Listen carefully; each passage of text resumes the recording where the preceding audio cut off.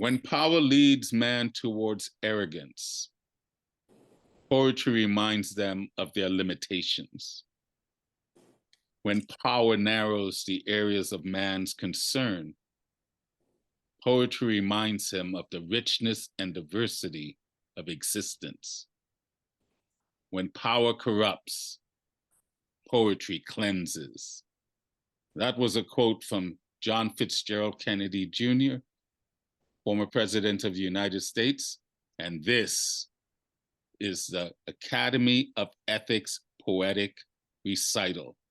Welcome, everyone. Welcome, welcome. Good morning, good afternoon, good evening, good night. Namaste to all of you that are here in attendance. It is so good to have you here on this inaugural recital brought to you by the Academy of Ethics and the Inspired Poetry Corner. I'm so honored and humbled to be your host for this inaugural kickoff. Hopefully this will be the beginning of many recitals from members of the Academy that we can then slowly invite other poets from around the world to participate, and maybe even membership into the Academy, because I'm not 100% sure of Dr. Janil's vision, but I would like to think this Academy he would love to see expand, and we can expand the importance of ethics throughout the world, throughout the regions of corners of the globe. In light of how life seems today, I think ethics is something that we need to bring back to the forefront of our conversations, be it in academia, be it in the business world, be it in our everyday lives. I think it's an important subject that we all need to be mindful of. So let me just start by saying my name is Raul James. I am the producer of the Inspired Poetry Corner. I am a fellow with the Academy of Ethics, and I say that as a humble servant to our humanity. I am grateful to be here. I'm grateful to Dr. Molly for the one that kind of introduced me to Dr. Janil to bring me into this.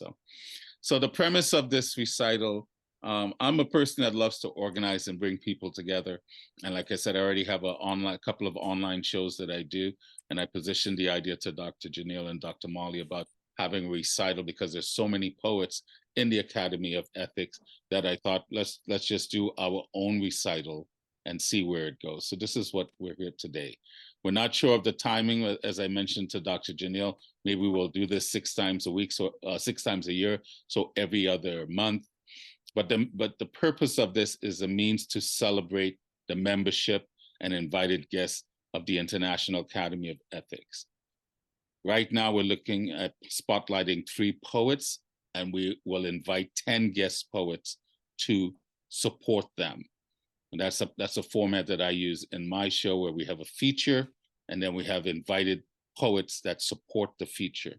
Our features today will get 15 minutes to recite their poetry or to share what they'd like to. I'd like to invite the features to keep it within the 15 minutes because we have 3 spotlight poets and then 10 guests. So we're going to be with each other for a while. This is not the usual discussion panel where it comes into usually about an hour and a half. My shows usually go longer. So I'm inviting us to spend time together, to remember the days when we would sit and spend time in conversation, in dialogue, in sharing of our creativity without all the distractions. And I'm not going to say technology is a distraction because without technology, we're not doing this morning. So it's finding the balance. But listening to some of the banter when we first came in, everyone had a busy day. So here's an opportunity for us to sit and to be with each other in full company, mindfully choosing to be here in support of each other and in support of the Academy of Ethics. So having said that, so that's the recital. We have 3 spotlight poets today. Today we'll be spotlighting Dr. Razdan, Dr. Sharma, and Dr. Singh. And then we have our 10 supporting poets that I'll introduce as we get closer. I'll only be reading the bios of the 3 spotlighted poets. And I'm trying to even keep that on a condensed level because, like I said, it could be a long show. So I'm not going to read your full bios, and it's not a disrespect to you. It's just a appreciation of time. Right. So I just wanted to make that clear. Other than that, I invite you to get your favorite beverage, whatever it is that you would like to drink to keep you refreshed, to keep you hydrated as we continue on into this venture of the inaugural Academy of Ethics Poetic Recital. So anyway, glad to see your smiling faces. If I can ask you all for a favor before we get going, if everyone could just turn their cameras on for a second, I'd like to capture a group picture that I can use for future promotions and so forth. So for those that are comfortable, you don't have to, but for those that are comfortable, if you could turn on your cameras and just kind of look into your camera, and I'll just take a few snapshots. I know, Eva, I love that you just gave me the model pose. I love that. Let's do another one. Come on, people, wear your best smiles, your best smiles. Give it to me. So, look at the faces. Beautiful. This is one of the beauties of the eras that we live in. We're all on the same planet, but we're not all in the same place. And yet here we are on a Sunday, spending time together, breathing in the same air.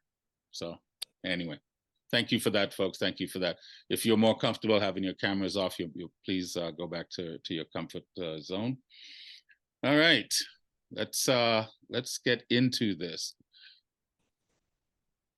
Once again, please try to keep your mics muted. I will do my job to ensure that people are muted because, like I said, people do forget. So, all right, let me just pull back up my notes.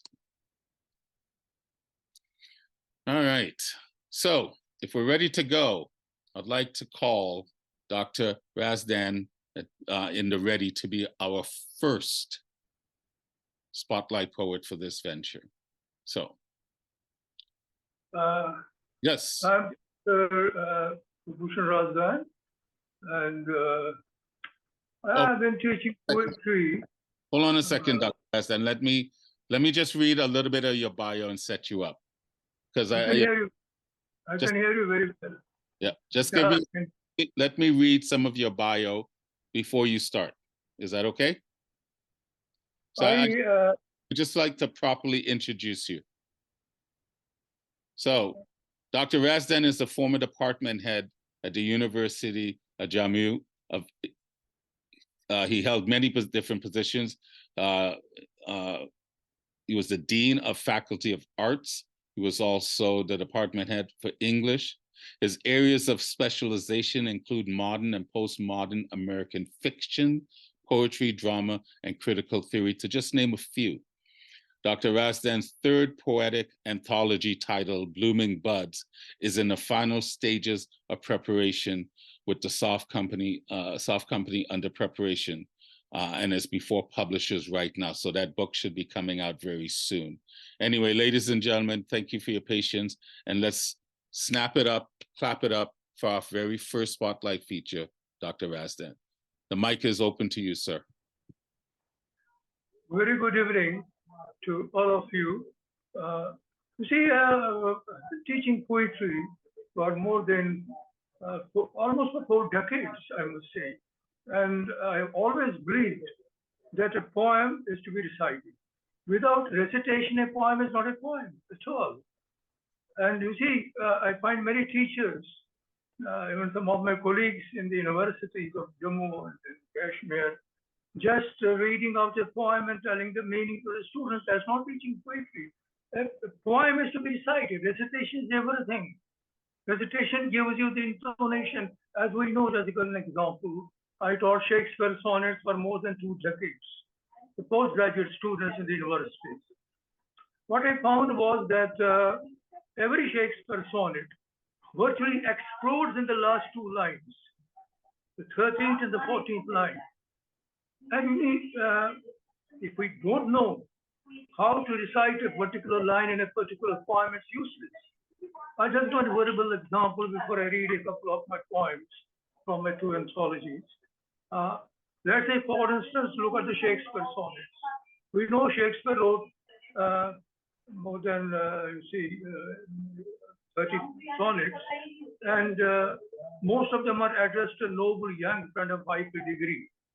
And the last 8 or 9 are addressed to a dark lady, which is a mystery who the dark lady was.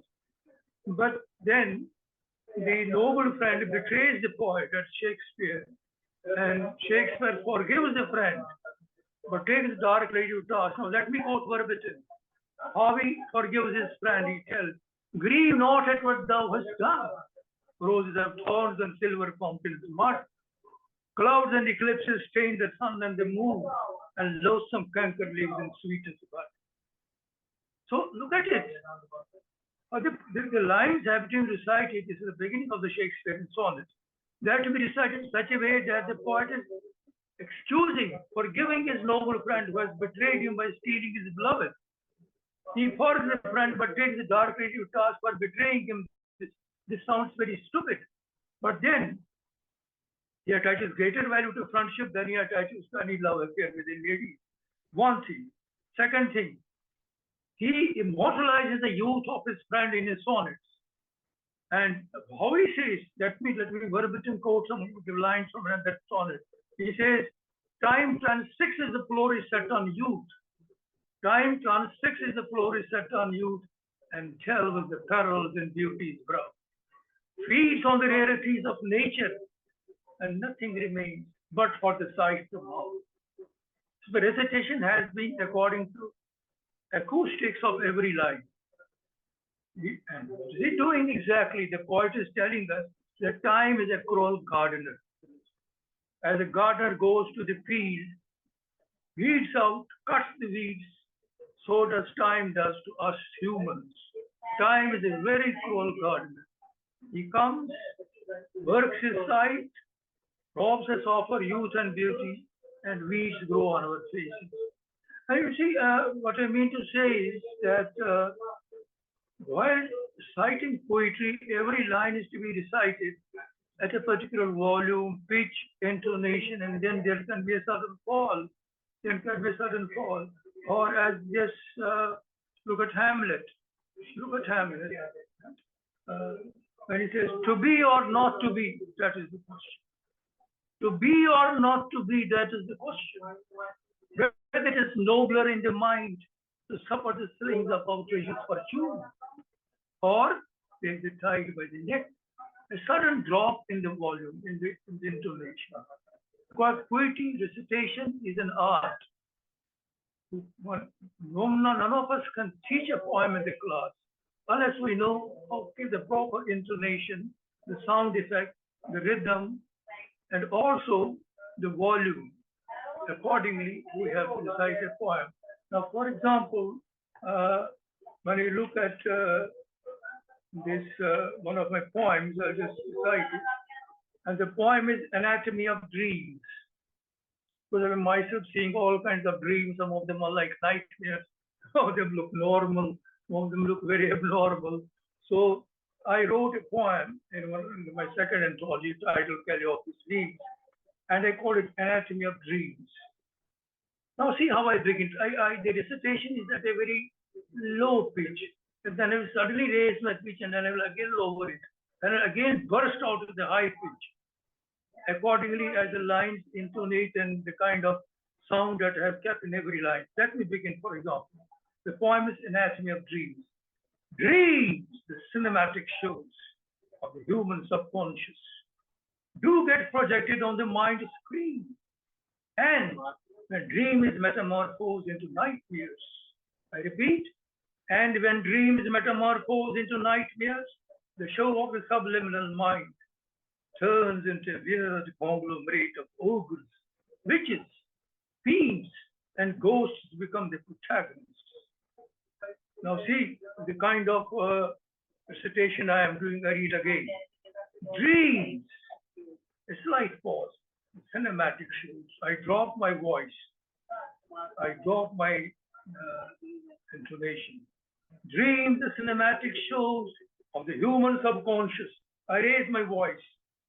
Who get projected on the mind screen, and when dreams metamorphose into nightmares, the show of the subliminal mind turns into a weird conglomerate of ogres, witches, fiends, and ghosts become the protagonists. Yet, at times, suddenly I drop my volume. Yet, this is recitation. Yet, at times, the humorous dream of coming events. I raise my voice.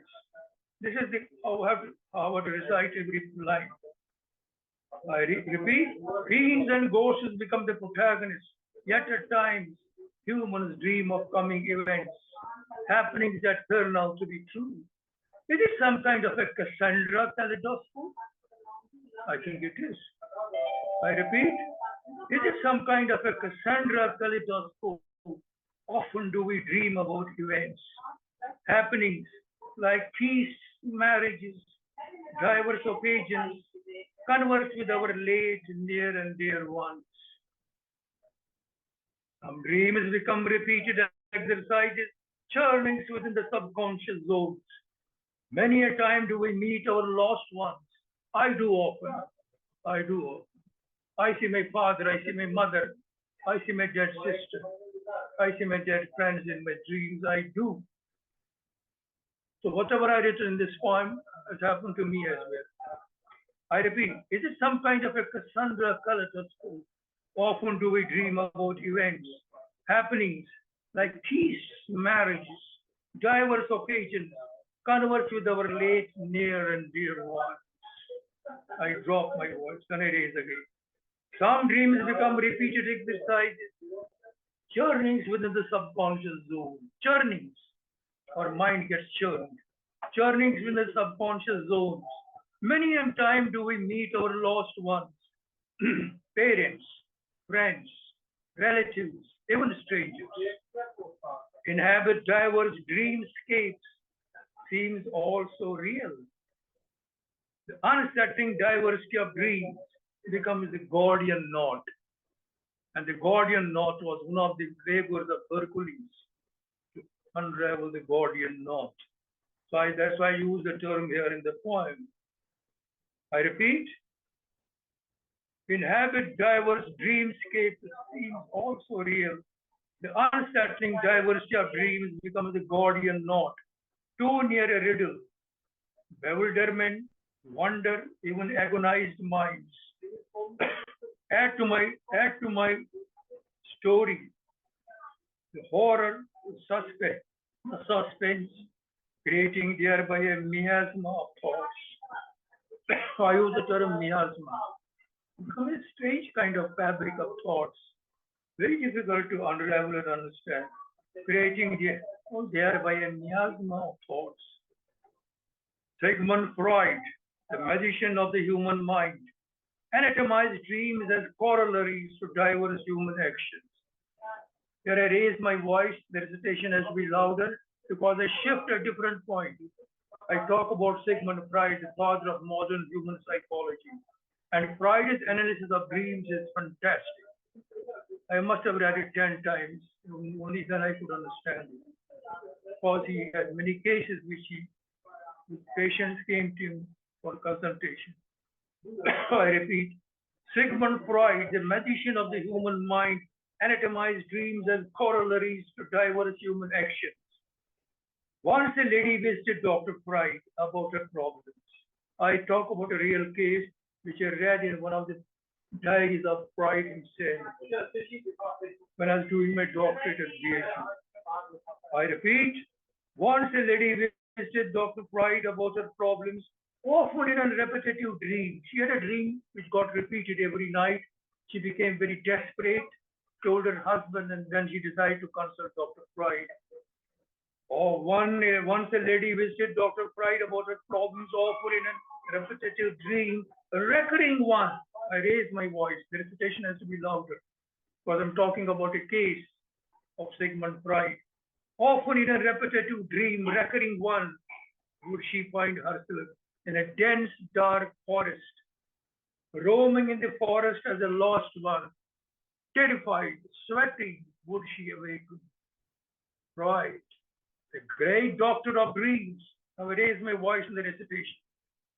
Freud, the great doctor of dreams, advised the lady to chuck her hands as and when she awake after this dream. On doing this as advised, did the lady find to her amazement.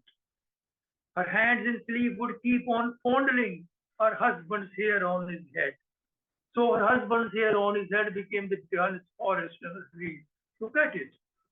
Thus I was tempted to write a poem when I read this case from Pride's Diary.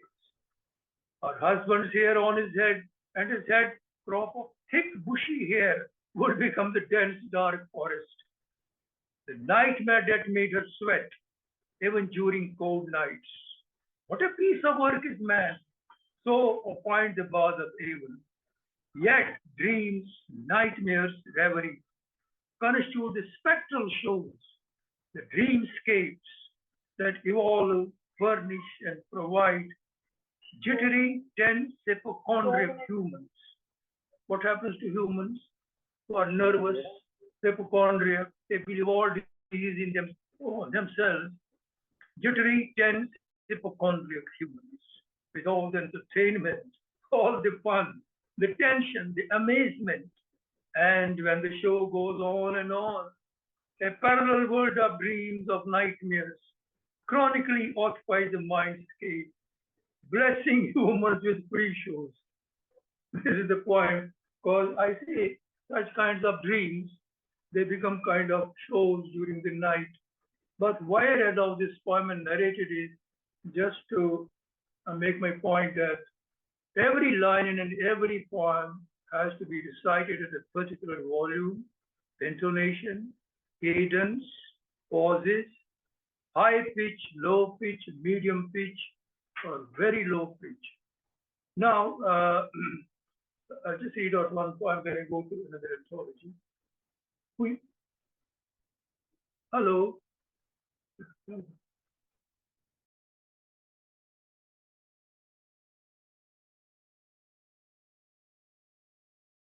I just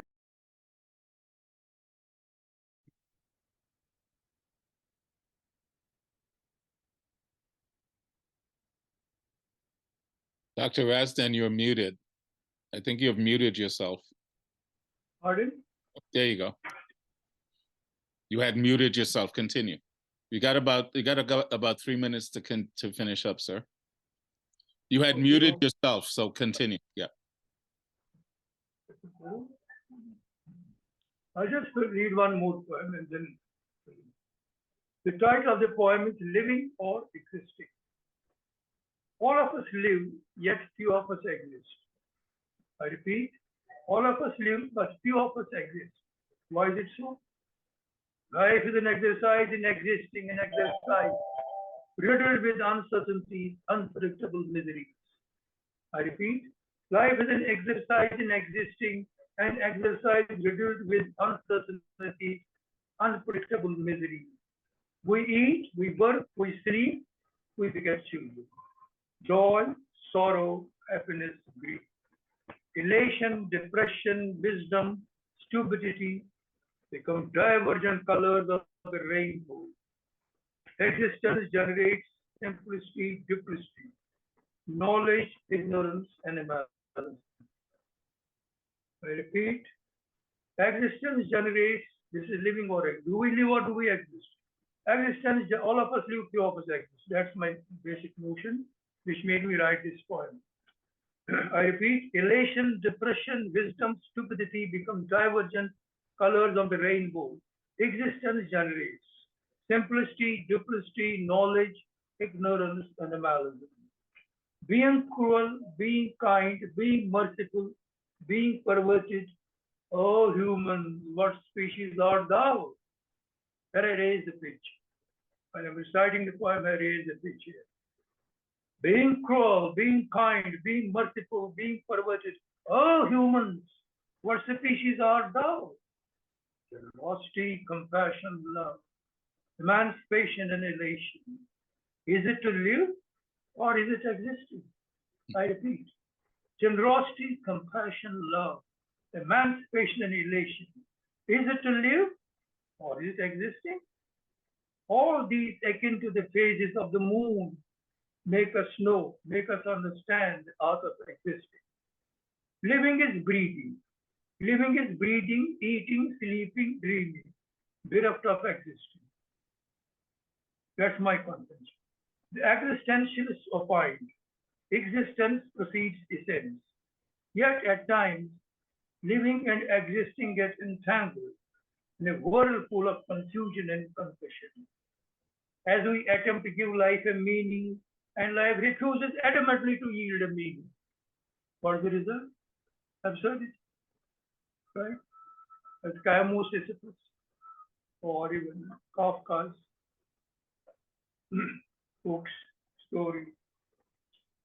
Metaphorically, life is a voyage, an unpredictable voyage, across the turbulent waves of a stormy sea of existence.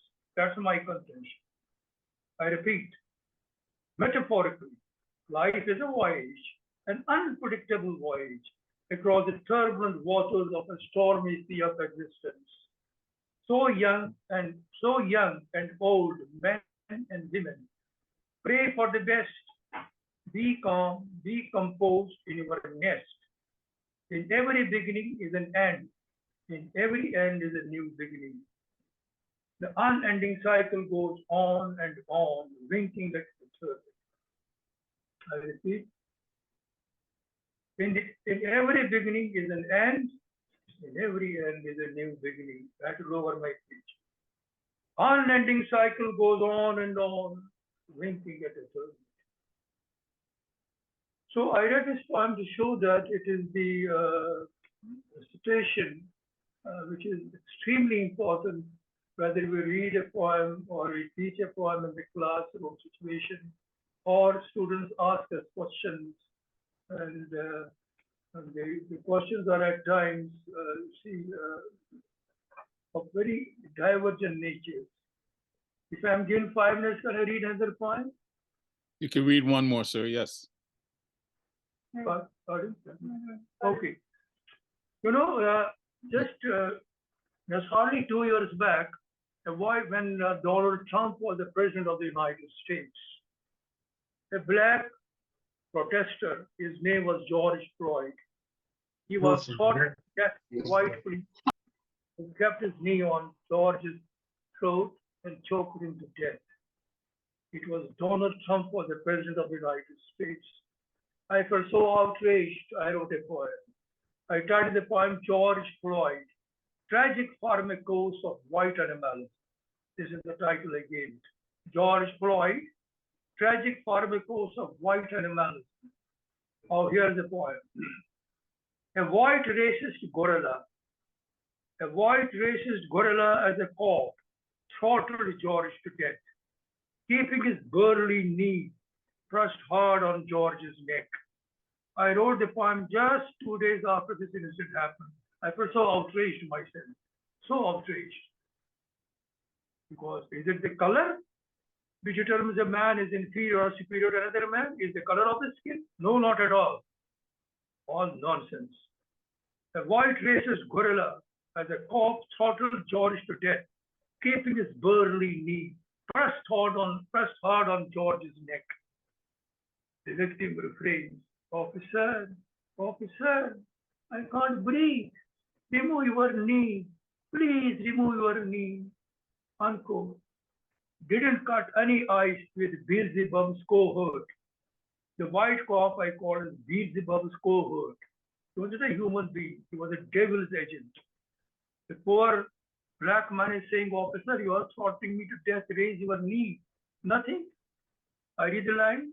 The victims refrains, "Officer, I can't breathe. Remove your knee."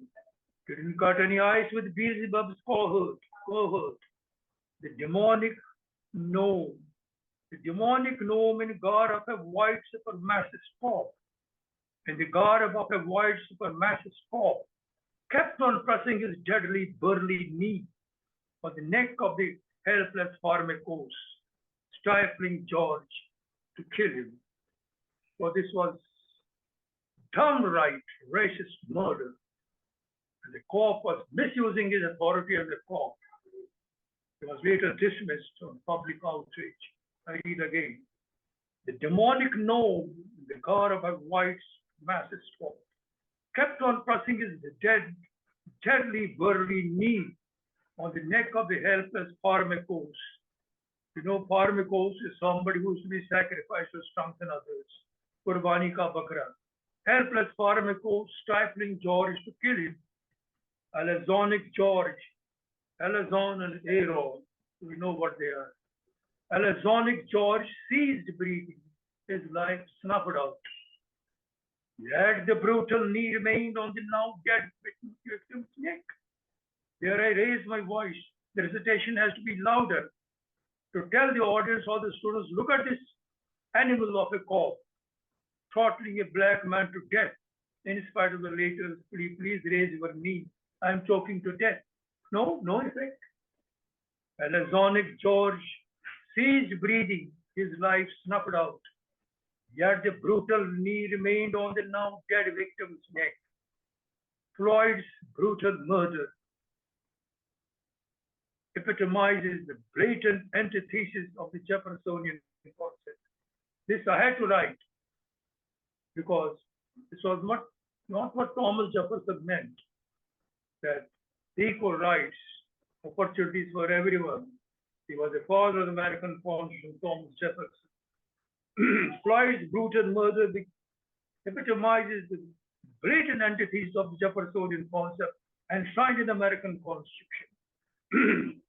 What is that? I quote from Jefferson's Constitution. Reaches pursuit of life, liberty, and happiness for all, equality for all. This was blatantly violated by this white cop in killing this black protester. Pursuit of life, liberty, and happiness for all, equality for all. George's animalistic murder as a doxification. I use the term doxification. Doxized altered apprehension of the human self. That's doxa, D-O-X-A, the postmodern term. George's animalistic murder as a doxification of the American atomic resurrection. We know the American atom is a great dream. Americans had once to become independent nation. Every atomic existence has an uncharted journey into the rebellious imperatives of the self. So George Floyd, I mean to say, was an atomic American figure. He was an American atom. He was killed brutally by a criminal who was in the shape of a white cop. George's animalistic murder as a doxification of the American atomic resurrection. Even atomic existence is an uncharted journey into the rebellious imperatives of the self. I am quoting Thomas Jefferson for the American Declaration of Independence. Even every atomic existence is an uncharted journey into the rebellious imperatives of the self. What crime had committed this black man? He was doing the same. As an American atom, he was having an uncharted journey into the rebellious imperatives of his own self. And in comes a white cop as a murderer and throttles him to death. What? What had Donald Trump to say? He had to go. Every atomic existence is an uncharted journey into the rebellious imperatives of the self. Innocence, purity, and heroism, giving way to alienation, contradiction, and disorder. This happened to Adam and Eve once they ate the forbidden fruit, and God threw them out of paradise. Before they ate the forbidden fruit, Adam and Eve were living in the Garden of Eden. And instead of innocence, purity, and heroism, which Americans even believe now, giving way to alienation, contradiction, and disorder. Once they committed the sin of disobedience, ate the forbidden fruit, they were thrown out. The hitting truth of Mark Twain's words, delivering yet another barb on American detotalizing animalism, executed by racist jingoists. What does Mark Twain say? Man is a repellent organism. Please note his words. Man is a repellent organism whose only function is the nourishment and entertainment of microbes. He begins as dirt and departs as stench. I'm quoting Mark Twain. I repeat, man is a repellent organism whose only function is the nourishment and entertainment of microbes. He begins as dirt and departs as stench. Very, very beautiful and strong words. Very applicable these days. Or I just digress a little from the poem. What did Jonathan Swift say? Man is the most pernicious species of little odious vermin that nature ever suffered to stalk the surface of this planet. Unquote. I'm quoting Jonathan Swift. Anyway, Hey, as Dr. a reproductive organism, Razdan, only function, please. nourishment, and treatment of microbes, he brings the dirt and departs as stench. Derek Chauvin, Freud's brutal killer, a contemporary personification of the post-stress interpolation unleashed on the helpless blacks. So I say at the end of the poem that the Americans would often gloat over their Adamic essence, but the very Adamic essence went berserk and Donald Trump's regime, and this is what happens to the Adamic essence of the Americans. Alazonic George was killed by the racist mob. So, any questions? Okay. Well, thank you, Dr. Razdan, for that. Felt like a master class, a combination of philosophy and poetry and some life lessons. So, I just want to show how a poem is to be recited. okay. Poetry is everything. And what I find, what I've been finding rather during my decades in the case of experience as a teacher, postgraduate students, or as a research guide producing a lot of PhDs, I have found that poetry is being murdered even now. Neither is being understood, nor is being recited properly, nor is read properly, nor is analyzed properly. Okay. Thank you so much. Thank you for the education and the insight, like a combination of poetry and philosophy. Guys, you give a round of applause or snap it up for Dr. Razdan. That'd be appreciated.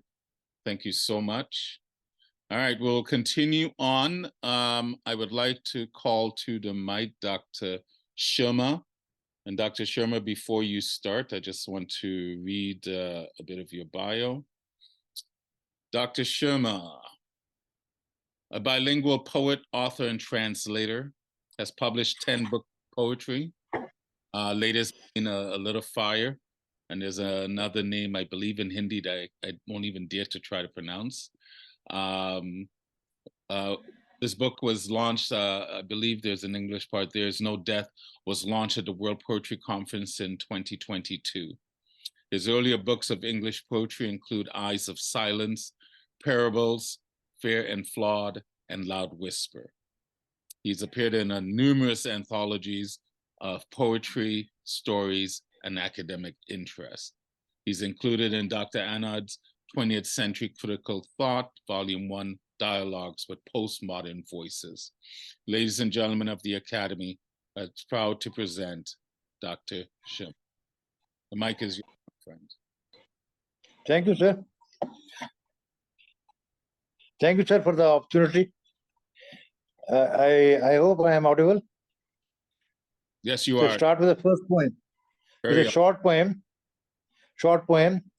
Bilkis, Bilkis, Bilkis. In absence of a very obvious visibility of 5-month pregnancy, one after the other, they gang raped her. Howsoever lame an argument, you may try to dilute the criminality of a crime. But to hit a 3-year girl with a rock till she ends, bled and battered to death, counting all the dead as if sacks of potato to cement a report on riots in a town. Courts change venue away from commotion of official vacillation. A day comes not too late for remission of sentence. A day comes not too late for remission of sentence to release all the accused on the very day of freedom when the alien rulers left. To release all the accused on the very day of freedom when the alien rulers left the shores of a continent. Frames of smashing a kid with a rock and of the assault and the killings surface again and again, just as scenes of visuals flash of the free criminals fated in suites and flowers and quiet reigns the regime of the people. And now a poem I really love actually. It's on reading King Lear. We all have read King Lear, so it's on that great play. There are three sections, but short ones. Having read the play, someone says King Lear tells the story of a father who little knows his children. The two daughters, on getting their share of kingdom, throw him out. The third, who protests, not a love like her sisters, genuinely loves him. But as it all goes ill at end, all meet a tragic end. It all ends so sadly. We say Shakespeare is great. Second, deeper you go, layer after layer, with every reading of the play, in order to shed an eager view of the art and decondition your rehearsed response to the complex yet a controlled set of life situations. Decondition your rehearsed response to the complex yet a crumpled set of life situations. It's a master like Virgil leading Dante through Inferno and Purgatory. How little had Lear known of himself, or what it is to be every inch a king, how a pygmy stroke and pierced rags, and the strong lance of justice shall fail when sin is plated with gold. The smell of mortality cannot be wiped, and no civet can sweeten imagination. Smell of mortality cannot be wiped, and no civet can sweeten imagination. It's all hanky panky. You can never know who is who's in and who is out. A man of 80, bustling zeal and energy, after a trip of hunting, shouts words for dinner. And despite the learning and the unlearning in the storm swept heat, Lear retains his robust muscles to kill the man who hangs Cordelia, his darling daughter. Why should a horse, a rat, a dog should have life? Lear is left wondering. And another reading or a visit to theatre could teach us more about ourselves. And another one, dream of beauty. Dream of beauty. Let me see the young goddess walking, where my eyes can catch a glimpse, and the beauty of her footsteps does tease my mind with such thoughts as, like an epiphany, reveal a joy unseen, and yet laves my longings in solemn ambience of a quiet bliss breathing in the presence of a sacred shrine. You are a thought dressed in feelings. You are a thought dressed in feelings, treading barefoot on my ideas spread for you to walk on in the rich regalia of your aspirations and the spontaneity of creativity born in each of the gestures you make this universe to be more beautiful. With each passing hour, it does seem that I have been dreaming rather long, aware in dream itself as of me dreaming, and in a corner of my mind, I am praying that it be not a dream, but my imagination. In the corner of my mind, I am praying that it be not a dream, but my imagination, for whatever sees as beauty, tells John Keats, shall be truth for the human soul. Now, a poem from the new book, A Little Fire. With a little fire, with four bricks, sticks and twigs, dry leaves and wood scrapping, I light a little fire as not far, as not too far, cauldrons on the brink of boiling. With 4 bricks, sticks, and twigs, dry leaves, and wood scrapings, I light a little fire as not too far cauldrons around the brink of boiling, on fires built by logwood spelled over generation to generation. A long history of feared defeats, heavy a veil of victimhood over tales of betrayals and mutinies. Most of citizens act like pilgrims, cheerfully visit boiling cauldrons. Most of citizens act like pilgrims, cheerfully visit boiling cauldrons as if vessels were sacred shrines, abandoned by evil times, no incense burnt, nor waved lighted wicks tipped in sesame oils, and no prayers sung in Avadi or in Sanskrit. Let us not forget, let us not forget, cauldrons are metaphors. Let us not forget, cauldrons are metaphors, such as witches stir in a drama from time to time, thus to tempt a Shakespeare hero to wrench his future into present time when smoke rises off fires stoked under cauldrons. I light a little fire, even as hate and malice, like locusts, swarm and dark horizon to horizon. I light a little fire, even as hate and malice, like locusts, swam and darken horizon to horizon. When citizens are, when citizens and mass stop thinking, when citizens and mass stop thinking, swayed as their minds are by thoughts of race and religion, the polarizing fiction of facts and blinkered sights. So, do I have more time? Sir? Do Yes, I have time? we can do a couple of more. Yeah.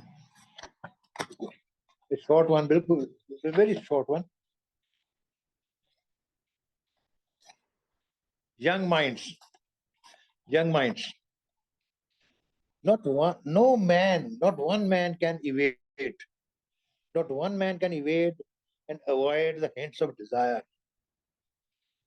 For short of breath does halt the climb, and aching knees hardly afford a nimble walk. Lest melancholy moods drop, wail over lilt and verve of life. Lest melancholy moods drop, wail over lilt and verve of life. Crimson shirt, a blue jacket, twilight scarf, and a fedora add props to dispel dismal cues of age and young minds. If allowed one more, sir, Yes, should be sir. bound by time. You're more than welcome to do There another. is how, yeah, it's not very long again. It's about writing poetry. Cruise on. Writing poetry is a joy of a distinct kind, as if seized by a demon, held in a siege, like a head is pushed under water or left alone on a road deserted for miles, lost in a dense forest, or turning back to look at a soft, crystalline surf as you stand at the deck of a ship that cruises on. A good poem must have the warmth. It must stir emotions lying in cold at reader's heart, fill the empty spaces with new ones, such as haven't ever fed his passions, or merely fluttered in his imagination.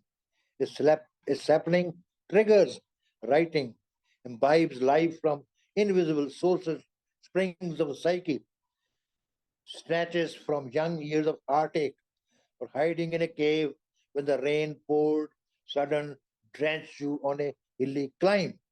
The child crying backed by older boys, the hand beautiful of a woman waving, sight of men sitting on a train's roof, as several others hang on its handles. Sailing through the bright open space during day or fresh at the twilight hour, a poet's mind is also like sky at night, Stars twinkle, birds rest, bats and owls, birds of night, to hoot and screech. He frequents his beloved haunts and dribbles his way past the conflicting tremors and tensions of his time.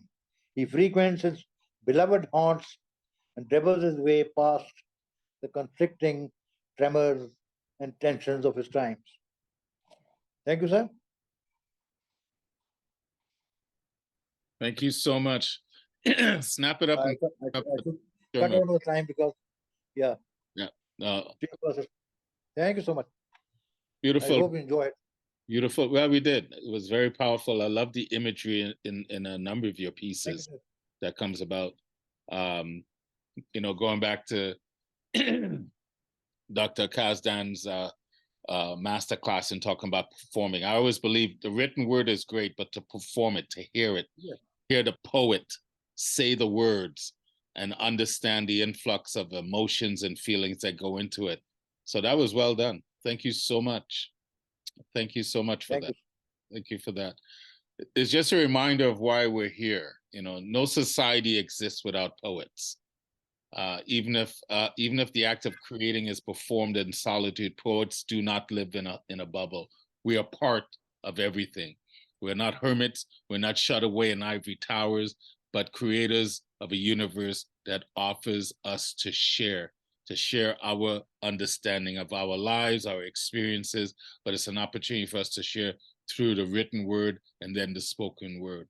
So whether your poetry is written down or sung, poets play a very important part, and not just in the education of our society, but in how we understand and how we live. This is why I think it's important for poets to keep writing and to find the courage to share. We may not always agree with the topics of the poem, but I will always respect the poet and the creativity of the poet and their freedom to share their experience or their interpretation of what they're seeing on through poetry. And that to me is a brilliant gift. You did that so well. So may I add that the poems have to be read again and again to get at the meanings as such. We know that. And moreover, I agree that I think that poems should not be openly trying to propagate ethical values, because whatever we are doing through implication, whether we deal with a rape victim or whether we deal with other things in the poems, we are dealing only with ethical expansion as such. So, but the poetry, if it has a very direct kind of things to offer, then it's like kind of we can say, as Keats said, poetry has a palpable design. So we shouldn't have a palpable design. Automatically, when the poet deals with life, he deals with life enhancing, life generating forces. Yes. Thank you. And life has many variations. It's not just one. And that's what I love. Yeah, absolutely. The creative flow of poetry is not trying to capture one version of life. It's trying to explain version. That's it. That's well said, my friend. Well done. Thank you so much. And from you to and then even listening to Dr. Razdan earlier, this has given me a better idea of how to do this, because there's obviously a strong desire for not just poetry, but the philosophy that goes with it and the discussion. Yes. So for both of you, thank you for being the first to kick off this inaugural event. So I'm grateful for that. Thank you very much. All right, we will continue on to our next spotlight poet. And for those in the audience and the members of the Academy, so we're just making this up as we go along. This is the first time, so I'm getting a better idea of maybe what format. I'll sit down and talk with Dr. Janil and Dr. Molly in regards to what we have, but I do believe we have a vehicle that people would want to see and hear more of. So stay tuned. It's coming. Better days are coming. So, all right, let's continue on. Excuse me. Up next, our final feature for this inaugural kickoff is Dr. Singh. Dr. Singh, I will call you to your attention, but before you take the mic, let me just read a little bit of Dr. Singh. Dr. Singh, former head of Department of English. Excuse me. Dr. Singh has taught English and literature and language for over 40 years. She's authored over 9 books, or author of 9 books, is a member of various academic, social, cultural, and administrative bodies. She's a recipient of several national and international awards, honors, and recognition for her service to education and our humanity. Dr. Singh is a published poet who writes both in English and Hindi, presently national patron of the Valdic Foundation. I believe I said that wrong, but if I incorrectly, if I did, you can correct me. And the accolades go on and on. I want to save as much time for her to have her time to say what she has to say. So to the members of the Academy, I'm going to invite you to snap it up, clap it up, and let's give a gracious welcome to Dr. Singh. Thank you, Honorable host, James. As I heard my 2 earlier poets, Razdan and Lalit Sharma. Lalitji, I have heard you earlier also in Chandigarh. It was wonderful listening to you again.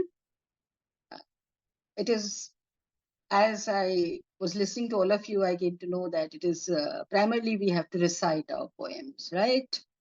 But before I begin the recitation, I just want to share with my friends that how I got connected with poetry recitation, It was long time back, I was in standard 3. And my teacher, class teacher, we were having a poetry recitation competition, and she asked me to give a presentation, a recitation. And fortunately, I bagged first prize for the recitation. And that's how me stepping in the world of poetry through recitation. And gradually, as I grew up and, obtained my higher degrees and became a lecturer of English.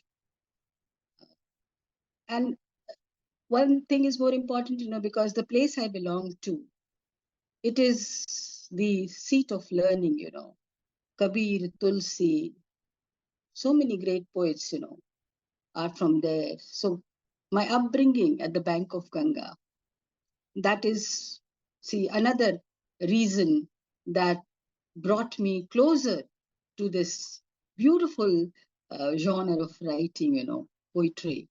And gradually, when I was reading and I was teaching, the more poetry and the more poets I came connected with. I'll just like to mention some of my American poets whom I taught. It was Emily Dickinson, Emerson, Robert Frost, who happened to be my inspiration. And then, of course, Tagore is there. His Gitanjali is just a Bible to me, And then there are many Hindi poets, So as we are all talking, each one of us are sharing this something common, that poetry always, it aims higher, Be it Wordsworth, be it Arnold, be it Keats, anyone, they all talk about how it is there serving as the voice of humanity. The moral gain, the healing, the soothing. And like a scientist, the poet also looks towards the search of the truth. It may not be the temporal truth, it may be the spiritual higher truth, but it is always seeking the truth, And this is how, and it is all about life, as our dear host said just now, various aspects, all the shades, myriad shades of life, and every shade appears to be on the poetic landscape, Our style may be different, but the pursuit, the search is the same, And to me personally, friends, poetry for me is my catharsis, The kind of, and I think my friends will agree, it is for everyone. It's the kind of transcendence, the upliftment that we feel from the drudgeries of the material life, And playing with those words, I call them my black mates, on the white paper, playing with them, playing with this words, and then framing them, giving them a structure, but eventually it is all about life, the life that we live, the life that we see, the life that we feel, So, uh, as I mentioned, Emily Dickinson herself said, poetry is what? It is a vent to her personal griefs. And and yes, it is there, the kind of joy that we are looking for, the kind of contentment that we are looking for. It is there. It is there in the lyrical frame, And once we complete that frame, we feel that kind of, upliftment, and that kind of healing is there. Uh, I always write, if I have to, if anybody asks me, how would you define yourself as a poet? So I say that, yeah, I take myself as a romantic mystic, It is all about romantic mysticism, looking beyond, through the temporal, looking towards the spiritual, Swami Vivekanand, whom I happen to read, the sage, the Indian monk, and I keep quoting his line, that poetry has to be higher, it has to be cathartic, it has to be for the humanity, it has to be for the life, And that is how I also look towards my writing. Okay, now I'm not going to talk much, but because everybody was reading their poems, so I think I'll share some of my poems, and I will restrict to the time that has been given to me. Uh, I generally don't title my poem, So something that I wrote, some of them I'll be reading from my one of my collection. Janvi keeps me afloat. Janvi is the synonym for River Ganga, and because I grew up at the bank of River Ganga, and how the river uh, has given me that, the currents, the waves, whenever it happened to be so mystical, and so at the same time, it has so much appeal, it just pulls you, and uh, thoughts keep coming, and then when I go back home, I used to poem. So this book came out in 2018. So maybe I'll be sharing one or two poems from this collection, and something that I wrote recently. Uh, it is because I believe serving the suffering is serving the humanity. And nature, nature is that reality, that spirituality that we see around us, that we feel and connect to it. You don't have to go too beyond, to realize that spirituality. Just feel a small petal, or just the grass, or just touch the little, lotus in the pond, anything that comes, close, just behold it. Hear the chirping birds or the rolling river, as Emerson wrote in Each and All, that gives you that, realization of that perfect whole, So this is a few lines that I have written. I am sharing with you, my friends. Be it the thin blade of grass, be it the thin blade of grass, be it the snowflakes on the bluebell, the snowflakes on the bluebell, be it the dewdrops on the green turf. Every atom in the serene cosmos enchants me, enthralls me, enthused. I touch them, caress them, yes, captivated. I touch them, feel them, but carefully, tenderly, because fear they might vanish. I touch them. I try to touch them tenderly, carefully, but fear they might vanish. Their crystal lucidity, appeals me, invites me to go closer, to hold, to go closer, and feel the flawless, Longingly, I move closer. Lovingly, I move closer. But my stained, soiled existence, checks me, warns me, denying the desired deep. The green, beautiful fusion of sensuality and spirituality captivates me. I try to hold the green.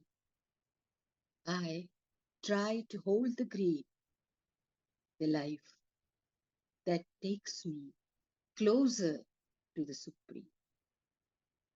So that is nature. That is how I feel nature. Because every atom is vibrant with life, vibrant with light, vibrant with love.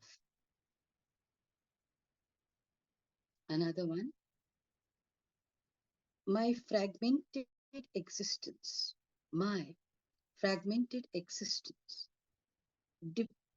deprives the desired deep. My fragmented existence deprives the desired deep. Muffled, confused, I stay inert. How to free from this stagnant inertia?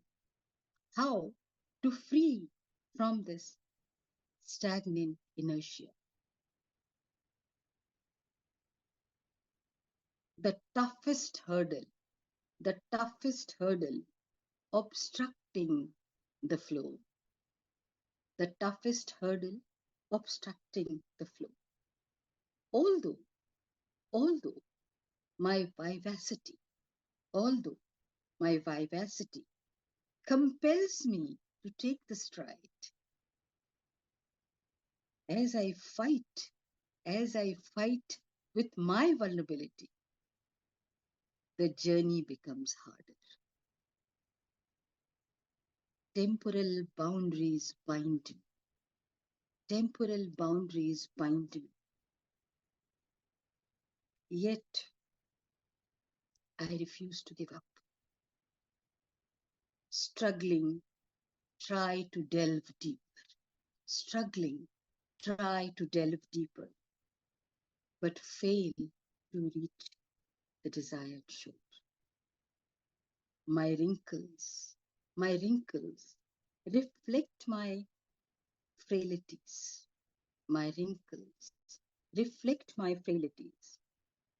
But the pumping red flow dictates to embrace the enchantment. The pumping red flow dictates to embrace the enchantment. The battle between the grey wires and the red current continues. Yes, friends, the battle between the grey wires and the red current continues. Victory is always with the crimson throbbing.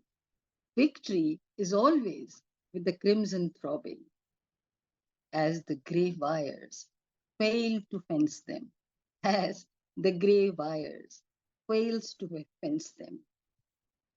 Do I have time, James? Oh, yes, you have time to do a couple more for sure. Keep going. Can I read one or two more poems? Definitely, please. Okay, just two of them. Okay, this is from the anthology that came out in 2018, and I think I told you I titled it Janvi Keeps Me Afloat. And Janvi is the synonym for River Ganga. My Dear Devil. This is the title.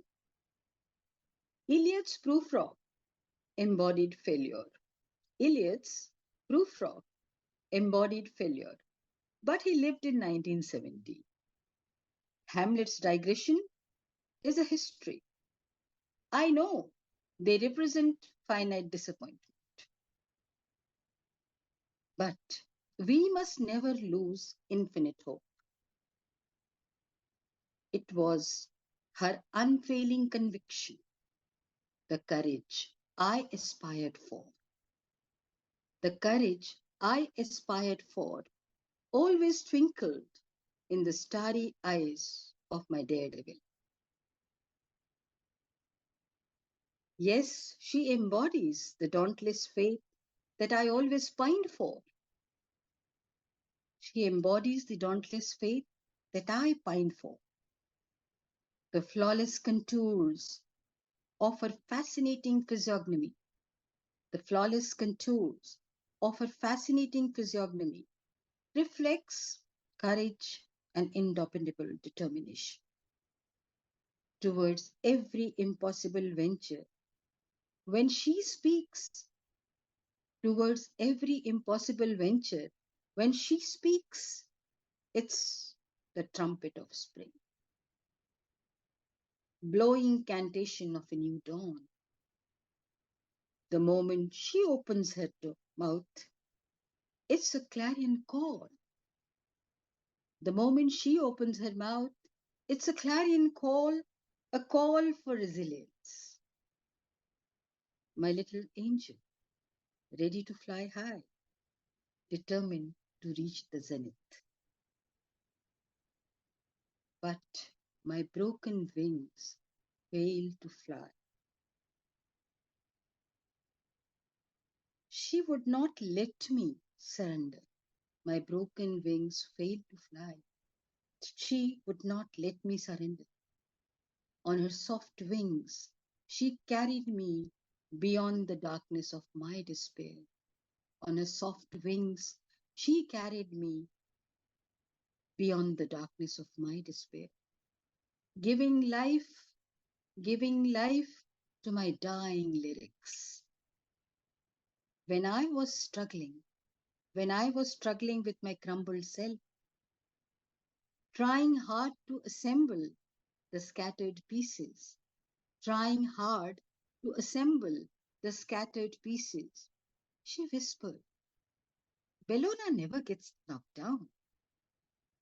She whispered, Bellona never gets knocked down. Get up and fight for what you believe. Get up and fight for what you believe in. This I wrote for my little daughter. There was a time in life when went through so many, ups and downs, and she stood like a rock, although she was very young, at that. Okay, so just the last one. This is when I was traveling in the 19s to Rajasthan, one of my favorite state, and going around the beautiful cities like Udaipur, Jodhpur, Jaisalmer, Jaipur. The poet in me just bursted out, and I scribbled it on in the hotel, I didn't have diary at that time. I just scribbled it on paper napkin. And later I went and then I jotted down. So I call it the exotic past. The magnificent monuments glowing in the golden light, display majestic grandeur. The magnificent monuments glowing in the golden light displayed majestic grandeur. Every pillar withheld an exotic past. Intricate, intriguing, yet beautiful. Intricate, intriguing, yet beautiful. Each carving sang of immortal chivalry. Bewitched, I wandered in the ancient corridor. Bewitched, I wandered in the ancient corridor, assimilating its splendor. I continued in trance. The gigantic walls stood firmly in the yellow sand. The gigantic walls stood firmly in the yellow sand. Every stone held a tale of unbeaten courage. Every stone held a tale of unbeaten courage. Since ages, victor and the vanquished, sleeping together. Since ages, victor and the vanquished, sleeping together, sharing the hypnotic silence, sharing the hypnotic silence. Each carving sang the glory of the royal kingdom. Each carving sang the glory of the royal kingdom.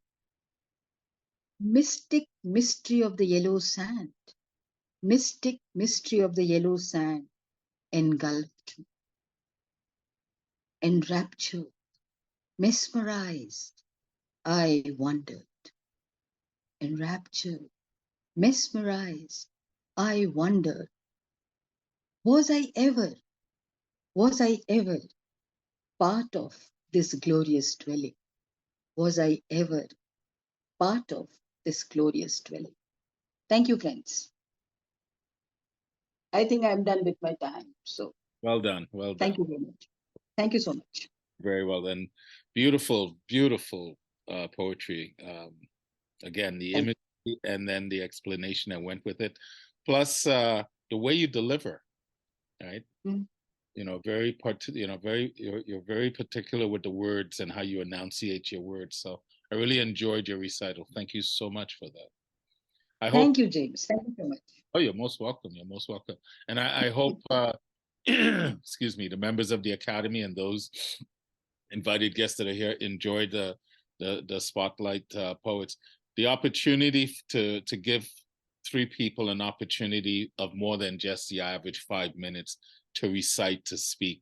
And like I said, from listening to our three spotlighted poets today, is giving me a better idea of how I want to proceed with this event. And I think it's important because I think even academics, even poets, that's in academia, want to be heard. They want their poetry to be heard. You know, Dr. Razdan, like I said, gave us a master class in understanding the intricacies of poetry to the best that he could within the time. But there's a beauty to listening to our poetry as well. Not just writing it, but being able to recite it and listen to it. So I will continue on because I know one of our guest poets has to leave. So let's just continue on.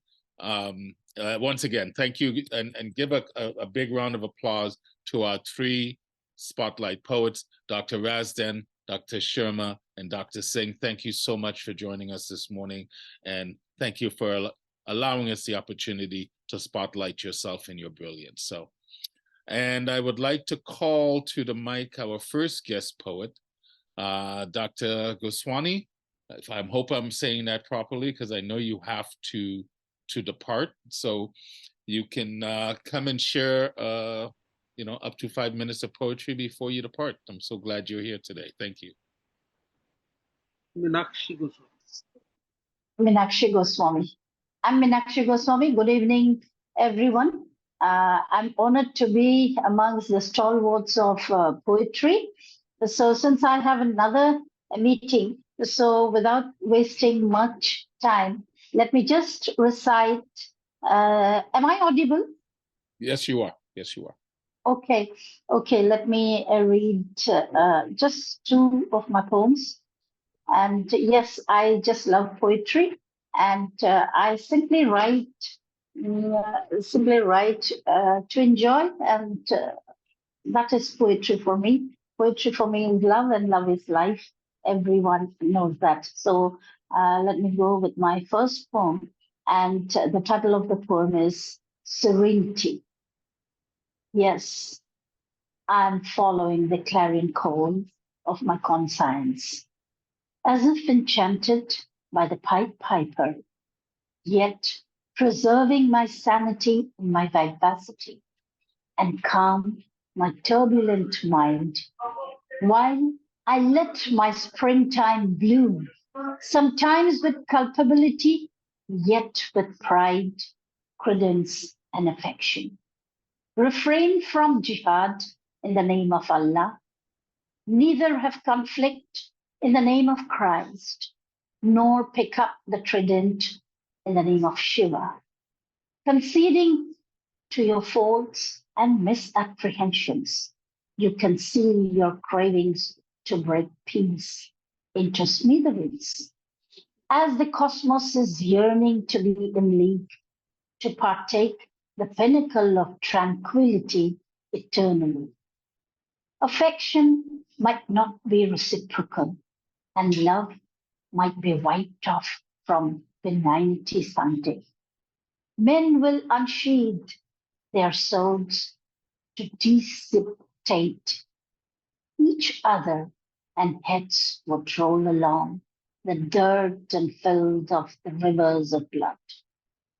Ere all is finished, let's join in together and accept diversity that is but natural, and practice coexistence and integrate us together like flowers of different color.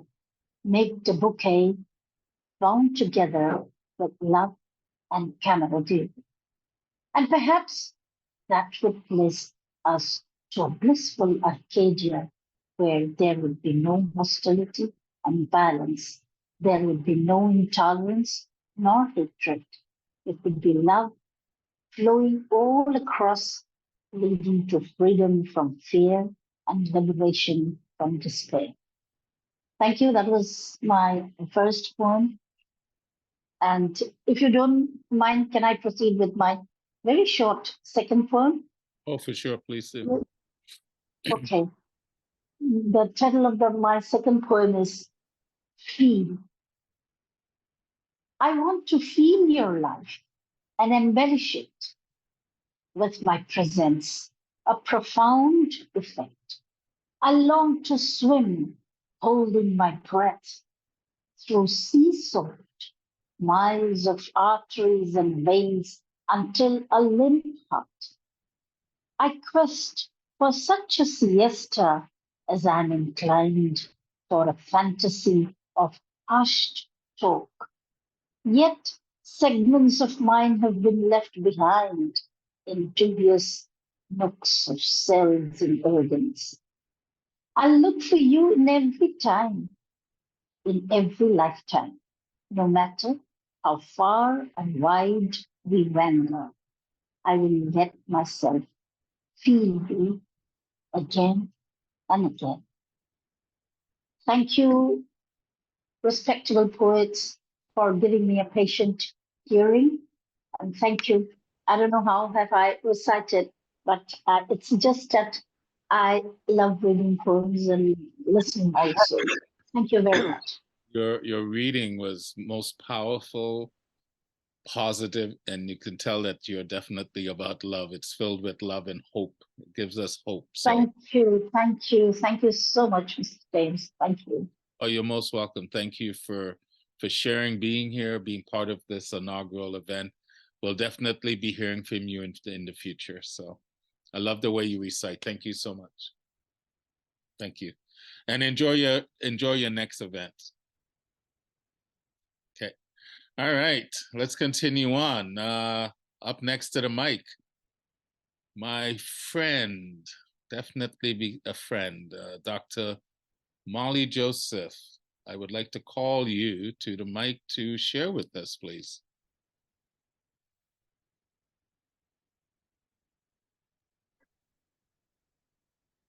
Thank you, Rolly. But I thought mine would be the last. You want to be the last? No, that I've started it. Okay. That's thing is that I am so happy it is kicking off so well.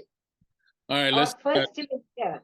So let's do that. Let's move you down to the ends because I'm pretty sure you'll do this poetry. You'll probably have some closing comments as a part of the exactly. Okay. Exactly. That's what I wanted to have. Yeah, I actually put it in front because I wanted you to lead the charge and invite people not to be so nervous. But like I said, we're making this up as we go, and we're getting a better idea how this is going to go. So that's the beauty of having the inaugural, and there's no apologies for anything. We're just having fun with it. I'm just enjoying listening to all the words and voices that I've never heard before. You know, for those So you're outside of the academy, there's a chat window in Facebook that some of the members use to chat, but you don't really get a chance to know and hear each other. So this is another good alternative. Anyway, let's continue on. I'd like to then call Dr. Manju Chauhan to the mic to share with us his poetry. Thank you. Thank you so much, Dr. James. Thank you. I hope I'm audible. Yes, you are. Okay, thank you. And yes, I would like to express my thanks to Professor Janal Singh Anand also for giving me this opportunity that now I am face to face with you people, although not physically online, but yes, this also matters a lot for me. So yes, my poem. This is the poem that I have written there on words. How important it is to say everything. And whenever we are saying, are we actually saying? So the words are ailing. The words are sick. This is the title. Words are scrupulous. Beware of words. Sweetest melodies of nature are always unheard. Why the words are so important? Causing confusions and convulsions? Nature, deprived of words, causes no tussle, no war, no bustle. Sweet Panchali, making shrouds with her sari.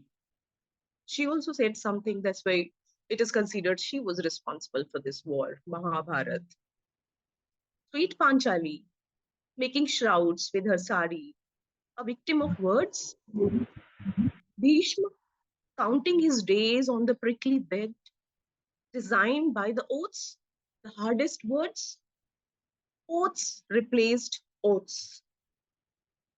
Like the corpses were replaced with corpses.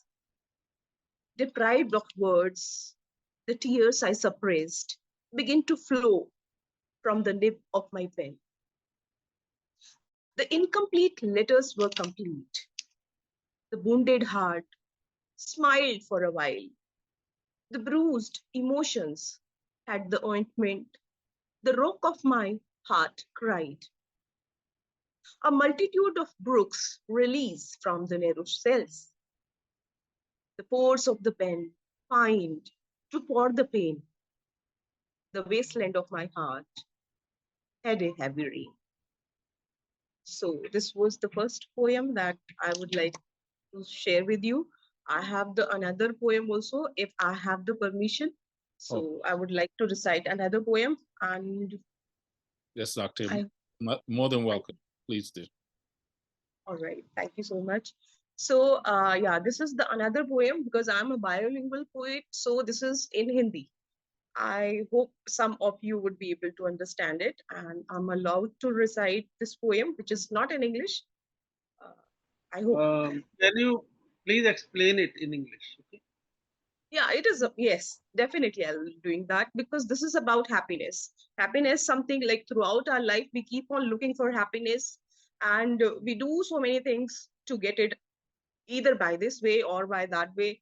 And then also we find that this is quite far, far away from us because we are finding happiness in some other person. The moment we started living for ourselves or we started looking within happiness within ourselves, we get it. So that is a kind of like the idea is revolving around it. So I would like to share it. जिंदगी भर कोई गीत गाती रही, जिंदगी भर कोई गीत गाती रही, रूठी थी जिंदगी में मनाती रही, उल्टा सीधा किया, सीधा उल्टा किया, उल्टा सीधा किया, सीधा उल्टा किया, बन के जो कर उसी मैं हंसाती रही, जिंदगी भर कोई गीत गाती रही। दोस्त उनको मैं अपना समझती गई, दोस्त उनको मैं अपना समझती गई, चलते चलते जो भी लोग जुड़ते गए, गैर छूटे तो छूटे, हुई शाम जब गैर छूटे तो छूटे, हुई शाम जब मेरे अपने भी मुझसे बिछड़ते गए। कोई आया नहीं, मैं बुलाती रही, कोई आया नहीं, मैं बुलाती रही, जिंदगी भर कोई गीत गाती रही. And there is the turning point whenever I found happiness. आज अपने लिए गुनगुनाऊंगी मैं, आज अपने लिए गुनगुनाऊंगी मैं, कोई देखे न देखे राह मेरी, मगर शाम को लौट कर घर तो जाऊंगी मैं, आज गाऊंगी मैं, आज गाऊंगी मैं. So the one who was looking for happiness, whenever she or he started singing for his own self, found happiness. That was the idea behind the poem. So thank you so much. Thank you. Oh, that was beautiful. You know, I always encourage poets, particularly if English is not your first language, to always recite in their mother tongue. You know, I think it was Dr. Janil that said, you know, explain it in English or explain it. That's always good, but I always love to hear it and then singing it. What's our friends at Fertile Brain that he encourages a lot of people to sing their poetry as well, or if it's a song. So that was beautiful. Thank you for sharing that. And I completely agree. Happiness has to start within. You know, external happiness is important, but if you don't have that happiness or joy with yourself within, that external happiness will always feel somewhat empty. So great message, powerful words, and great singing. Thank you so much. Give her another hand. Snap it up, guys, for Dr. Chauhan. Thank you so much. All right, let's continue on. I'd like to call to the mic Dr. Raj Babu Granham, I believe. I hope I'm saying that correctly. The mic is open for you, my friend. I hope you came back on. I think I just let you in. Dr. Raj, are you still here? Okay. I know I let him in, but maybe I think he's been having internet issues. There is some issue. Yeah, there is some issue with internet. There you are. On. 1 second. Okay. I'm getting to the page. Yep. From 7 o'clock, there's no power at this place. I'm doing mobile data. That's also some issues. 1 second. I'll just come to my poetry page. Okay, I don't know. I just heard Raj, my name. I think it's my turn. Yes, it is, sir. Yes, it is. Okay. So my first poem title is World Within. Hope I'm audible, James. You are, sir. Continue. We can hear you loud and clear. We can hear you loud and clear.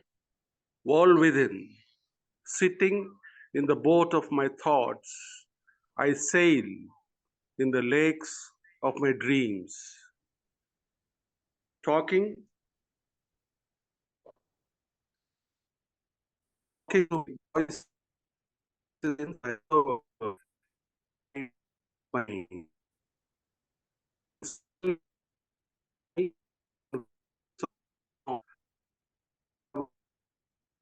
Raj, we're losing.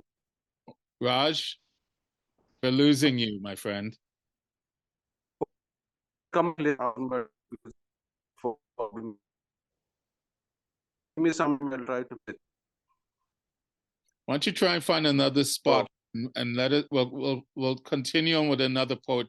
Why don't you try to find a spot that might be better, because you start off and then it goes away, so we can barely hear you. Okay. Okay. Yeah. I'll call the next poet up and then we'll bring Raj back on. Hopefully find a better spot for his poetry. Go ahead. Go ahead. Okay. All right. All right, we'll continue. Raj, I'll bring you back on. So let's continue on. I'd like to call to the mic Ravi Ranganathan, I believe. Nathan? Ravi? I'm hoping. Yes. How do you say your last name, Ravi? Yanganathan. It is Ravi Ranganathan. It is Ravi Ranganathan. Thank you. Aganagan. This is great. I love this. I want to know how people say their name. So even if I butcher it, which I apologize, I want you to educate me. So the mic is yours. Okay, thank you very much. I am audible, I suppose. Yes, you are. Thank you. Thank you. It was wonderful listening to the Spotlight poets and their powerful poems. I'm thankful to International Academy of Ethics for giving me an opportunity to recite my poems. I started straight away. The first poem is Elevation. Now it seems so long ago, seems like a forgotten song, yet I remember its vague outline. But it was surely there in chambers of my memory, sharp as sunlight, my spiritual search. And then came obstacles, not so pretty blocks that simply distracted, growing and growing like an unending wall, blocking me as I traversed, locking me with emptiness. It was like I had gone astray. It was like I had gone astray in search of useless lucre, of ephemeral, unseemly pastures that landed in bottomless chasm, taking me away from my search. It seemed like an unbreakable barricade between me and my goal. This pilgrim's regression was leading me nowhere. My meanderings were a nightmare till I decided to block the blocks and decipher the diversions that hid the light of my dreams. I began decoding the dark shadows. I now follow only the inner light. I now follow only the inner light and relentlessly fight to break through the wall before I finally fall. I no longer get entwined with darkness. I break it into lights to see the divine. That was my first poem. The second poem is Ferndom. Actually, sometime back I went to International Academy. I went to our Parambiculam forest, Tamil Nadu Kerala border, and I saw a fern tree. I was so impressed by it amidst the surroundings. And this is what I wrote when I saw the tree. It is titled Ferndom, F-E-R-N-D-O-M, Ferndom. Fern it was that first smiled at my tender touch, that spread within its spores, within its core. I guess it liked my friendly looks. Its rich foliage adorned a glowing environ. Thick-set leaves formed a green symmetry. Unpolluted clouds and clear blue sky uplifted my sanity. I merged, know not for how long I was in this reverie, soaring higher with energy in a game that faithless hearts can hardly fathom. life eternal is here in this eerie little silence, in this compliance, this natural balance, where peace is within the mortal reach, where sun is so sportive and air unrestricted, where leaves and flowers are not restive. It is only of ferns dancing in the wind. That my touch resonates. I feel the vernal pulse. I feel the vernal pulse. I feel the vibrance in each inner impulse. This is my second poem, and a very small poem, if you permit me. Shall I go on and read? A very small one. Please do, sir. Thank you so much, sir. It is it's a favorite poem of mine. It is small. Tread gently. Misty mornings are happy happenings. Dews plead, touch me not. Their somnolence cannot be disgorged. I tread gently, lest they be dislodged. The sky with starry airs, like an embroidered canopy, the sky with starry airs, like an embroidered canopy, diffuses its ethereal moonscape. Flowers fuse profusely in their fulsome fragrance. Pollen grains synthesize a sweet swollen syndrome. Nature in splendid attire. What a seamless scene. I have never ever gauged such awesome sheen. I tread gently, dare not dislodge. Thank you so much.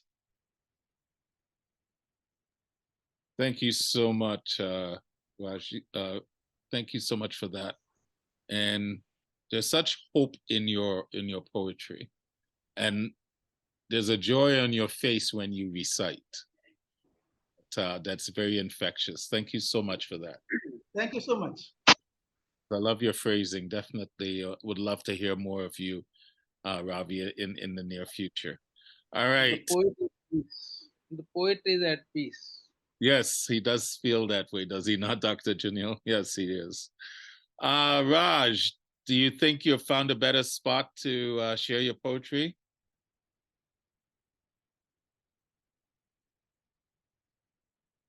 Okay, maybe you're searching. Let's continue on. I'd like to try to definitely get him on before we leave. All right, let's continue. We're getting close to the end, guys. I like I said, knew the show was going to be a little longer, so not quite 2 hours yet, but we're getting to. Can you hear now? Sorry? Hello. Can you hear me now? Oh, you're back. Okay, yes. If you're let's do it while you're good. We can hear you really good right now. So give it your best. I'm at a corner. I'm standing at the corner of a balcony. Let's see whether you can hear me. Yes. I'm audible? Yes, you are. Okay. My first poem is Be a Witness. I am not bad. I am not good. I am both. Some good, some bad. I am a mixture of all. Why point out fingers at others? We too hold traits of mischief within us. We know what we are, though we pretend not. We are the creators of our own doings. No one can force, no one can bend our will for their pleasures. Stay strong with resolve of your soul to take the life as it comes. Float like a leaf on the layers of breeze. This life is a speck in the times of cosmos. We are an iota of this universe. Don't bloat out egos. Don't claim those victories. Some you win, some you lose. Make this life as a play. Be a witness to the happenings in life. This is my first poem. My second poem is World Within. Sitting in the boat of my thoughts, I sail in the lakes of my dreams. Talking to my voices inside, I discover the plights of my mind. In stillness of night, on waves of my wants, I travel far to the lands unknown. To know about me, to see all of me, I peel my sheets, I see my truth. I know this well. I am the other. I am not you. We both are unique. This is the beauty. Each one is different. Each has a fragrance. Each of us are a beauty. These fights and sects, will they lead us to inner peace? Will they give us inner joy? Turn your eye to the world within. Look into depths of your world inside. Nothing is outside. You are the world. Where you live, how you live is our own creation. Thank you very much. Well worth the wait, my friend. How Thank you. powerful, powerful world. Very, there's such a depth and a simplicity yet to your poetry and the meaning of and embracing the duality. Go ahead. We say brevity is the soul of wit. Yes. Thank you, both. Thank you. Wonderful, wonderful. Thank you for being patient and finding a place where we could actually fully appreciate. Yeah. Thank you for your patience too, waiting and giving me the chance again and again. Thanks a lot. We'll do this again for sure. Love to hear more of your work. Thank you so much. All right, sure. Juan. I don't know if it's Dr. or Professor Vinod Khanna. Dr. Vinod Khanna, I believe. Yes. Still here? Yeah, you are. You are. Khanna sir. Khanna sir. I am. Yeah, you are. Are you? Is my voice audible? Yes, it is, sir. Yes, it is. Okay, sir. First of all, let me warn you. My poetry is in rhyme. Poetry had been 90% rhyme not long ago and 10% blank or open verse. But now the thing is just the opposite. Pope, Dryden, Blake, all must be turning in their graves. So I want to give them some peace. The first is Salute to Women. That is a short poem. Count friends from cuts on my back. Count friends from cuts on my back. Frontal wounds give enemies track. Unfaithful lovers did maul my soul. Selfish relations list on mind's scroll. Rabies I got from backbiting peers. Rabies I got from backbiting peers. Partisan bosses moved me to tears. Turning to religion, found fake seers. Turning to religion, found fake seers.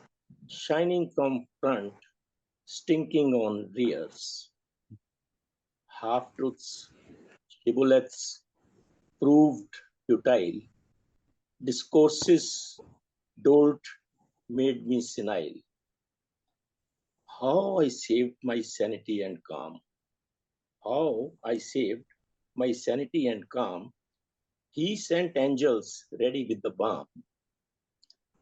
Mother, daughters, wife, I salute all.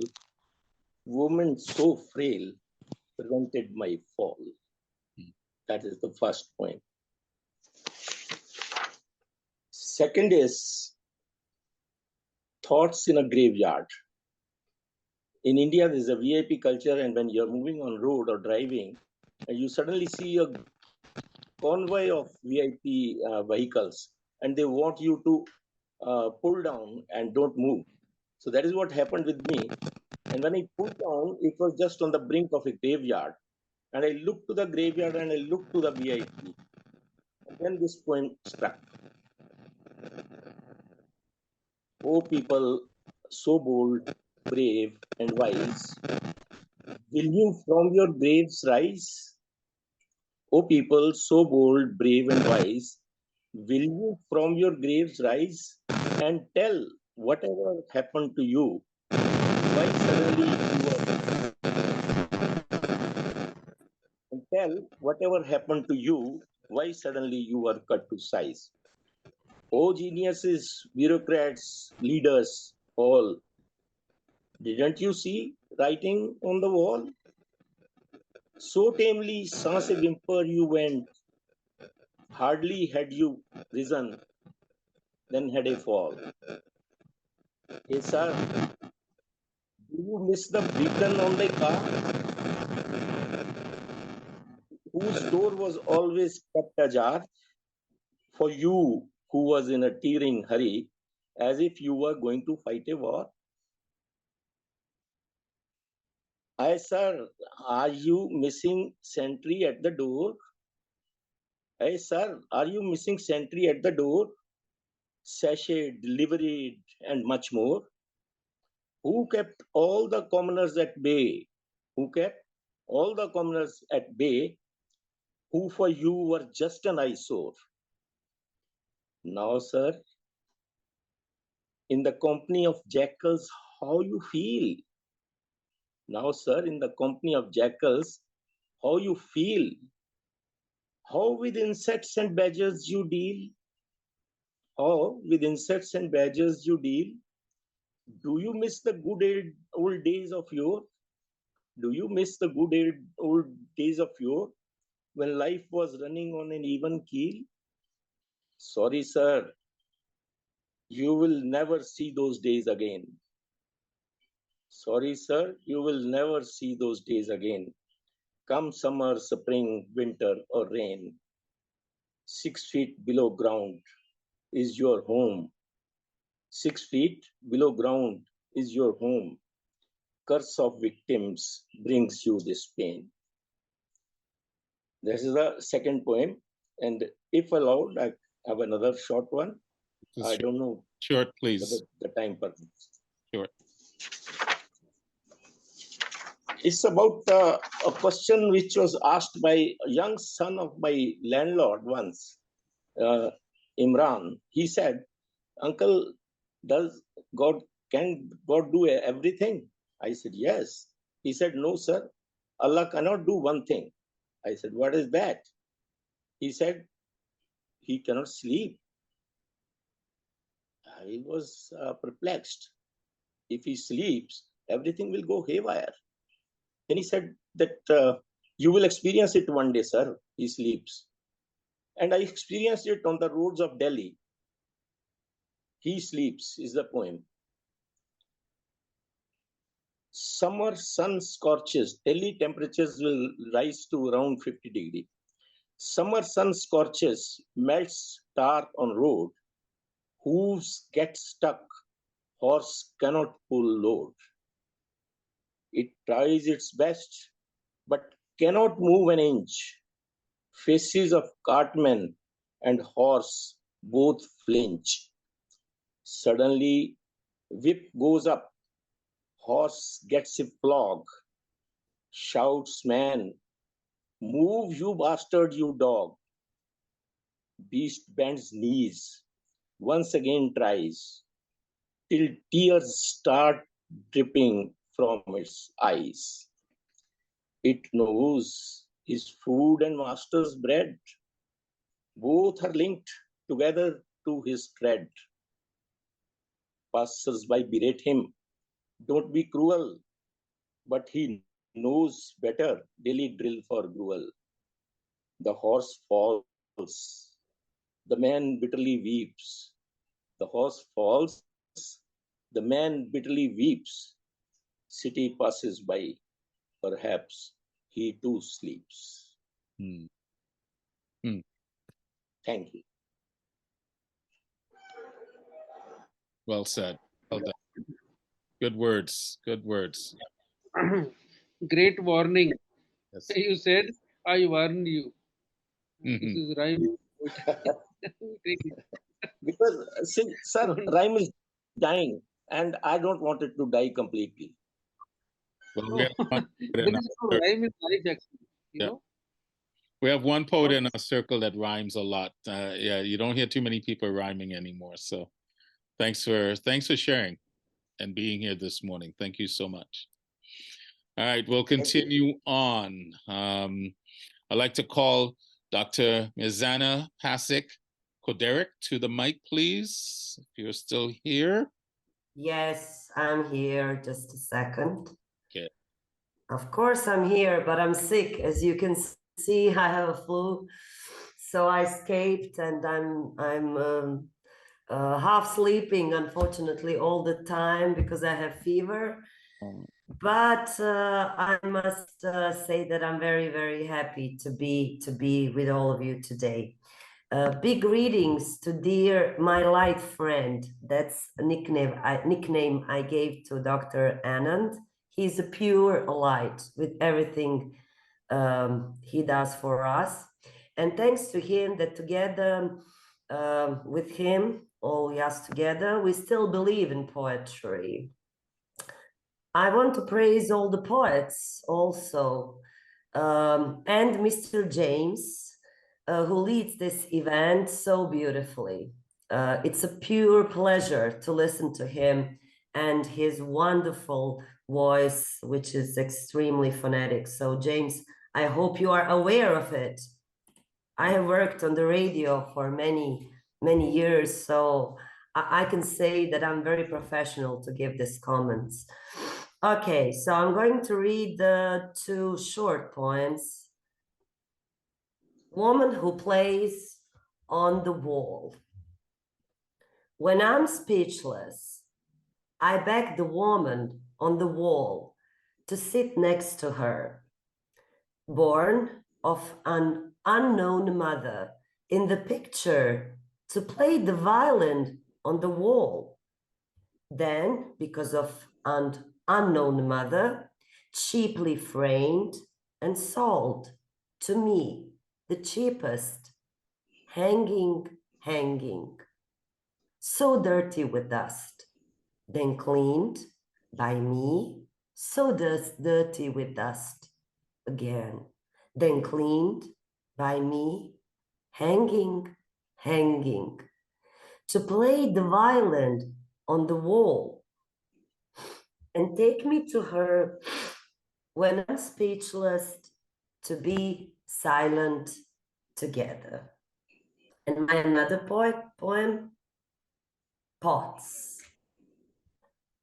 I got old when I've started like a housewife to grow flowers, because as carried away by hand, mostly, as carried away by hand, quickly disappeared the ones I love, to be reminded everything springs from the earth. Everything springs from the earth. Thank you. That's all from me, and you can wish you can wish some good luck for me and the virus. Mirzana, we are very happy and thankful to you for coming from so far a place, Herzegovina.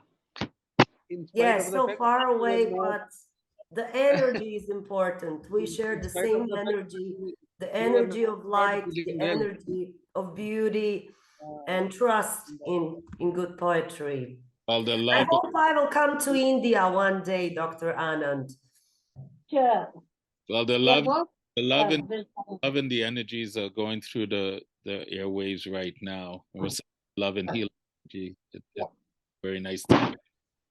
thank But you. I did so well. I'd love to hear more of your poetry. So thank you for being here, and thank you for indulging, even when you're I'm not. sorry, that's why you don't see me, because as you can hear my voice, I really don't feel well. So see you next time when I feel better. Thank you. Thank you for your patience and your strength. Appreciate it.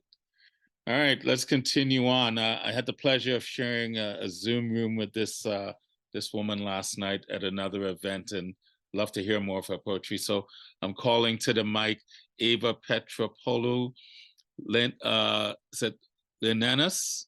I hope I said that correctly. Probably not. Yeah. Good evening. Namaste. Yanu. Okay. It's both my mother and my father last names that I keep, and I want to honor them because my father died from a cancer in 2017, and he always believed in me, and he tell me, promise me, you are just go and keep writing poetry. So I keep their last names. I'm very, very, very, very, very honored, and Dr. Janal Anand, it's my light, it's my inspiration, it's my teacher, and congratulations to all of you. Congratulations, James. If you want to say some lines for me, you can, but for me, I'm a poetic bridge. That's what I call myself. So here from Greece, I salute you. I congratulate India. Namaste, congratulate for Kiss the Moon, Sadrayan 3. Prove us one more that Indians have a lot of big, big mythology story, but they have a lot of big, big future.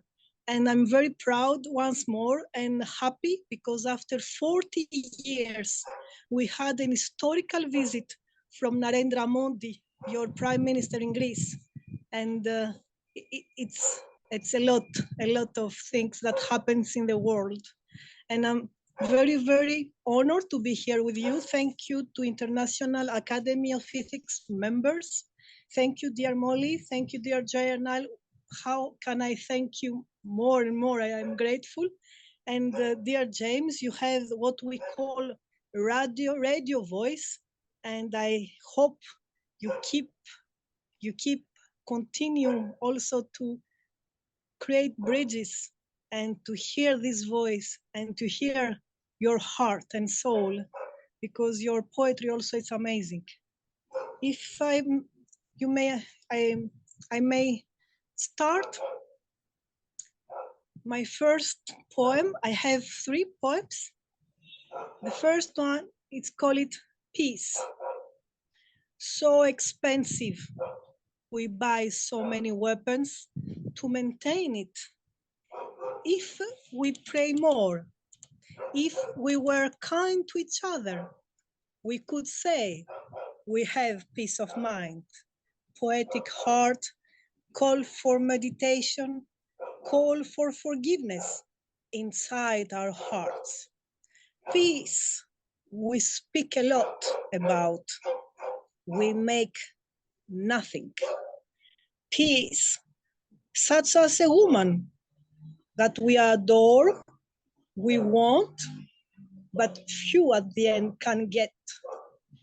Peace, a value with no cost. If the humans couldn't understand this world. Thank you so much. I will go for the second one.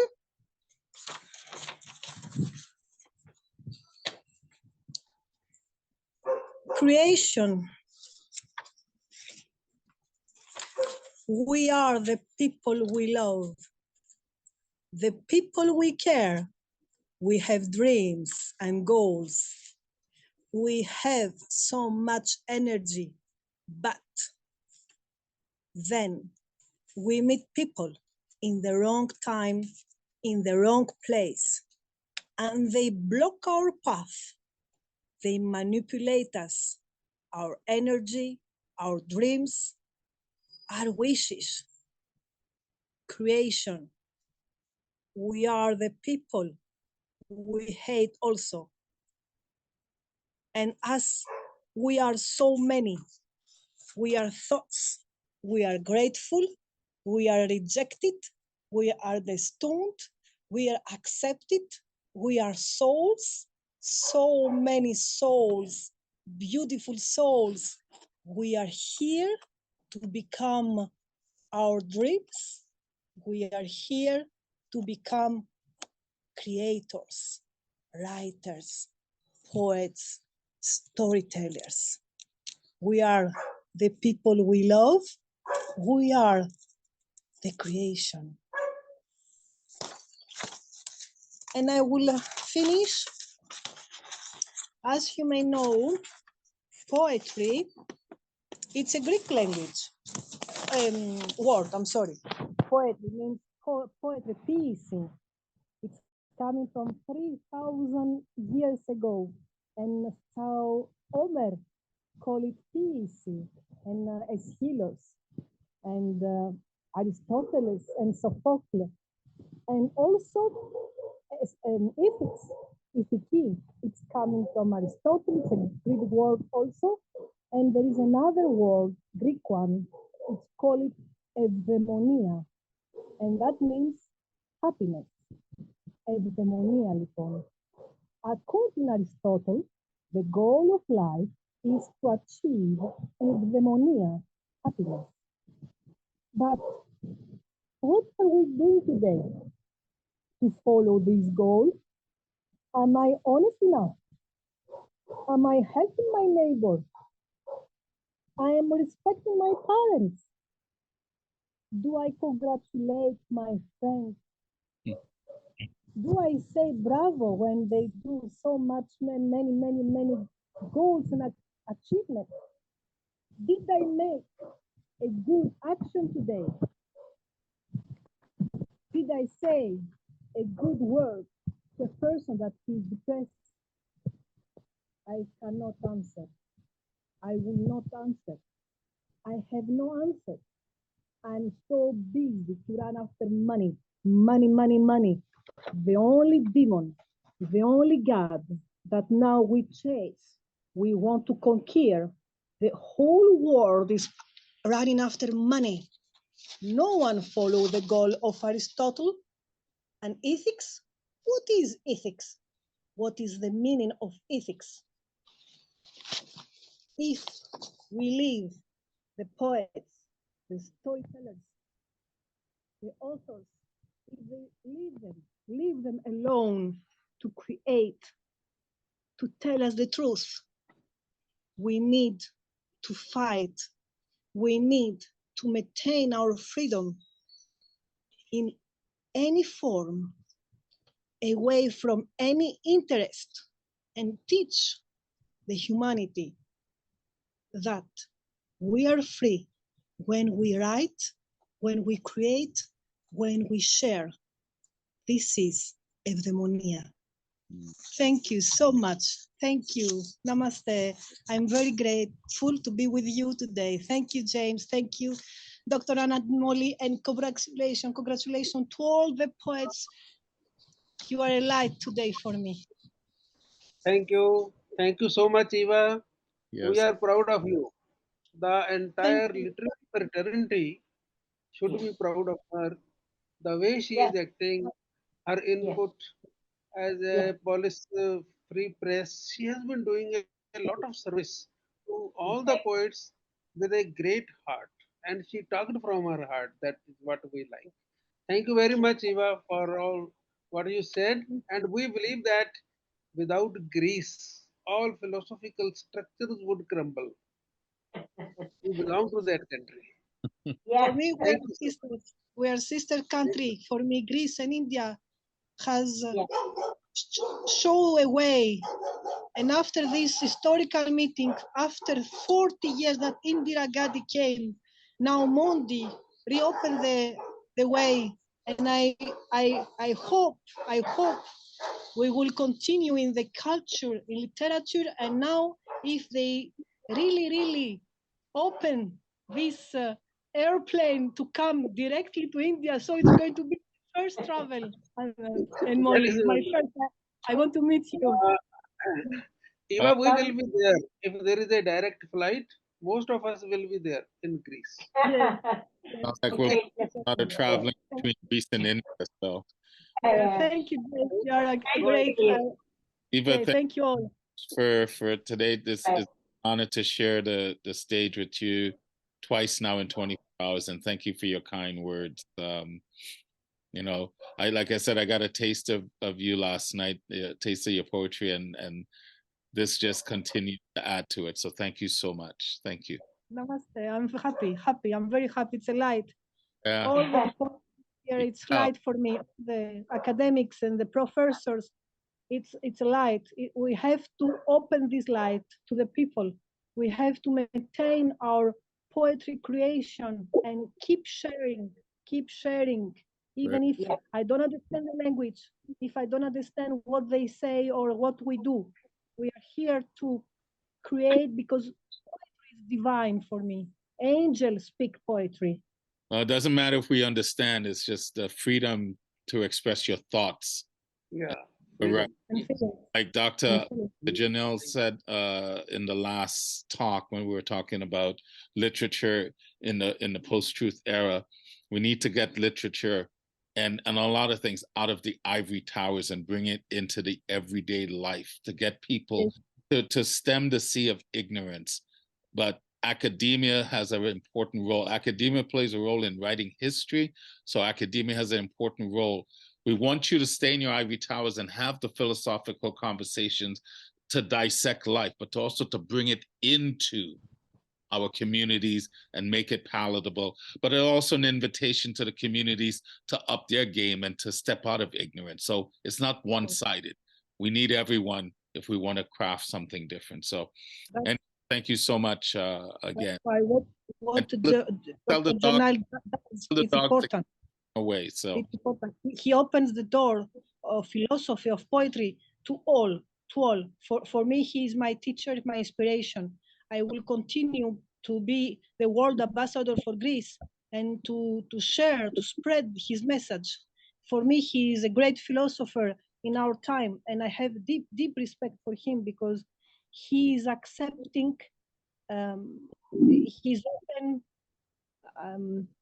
I'm very grateful, and Dr. Molly, I'm very grateful, and congratulations to all members of Academy International of Ethics because they give so much, and we learn a lot.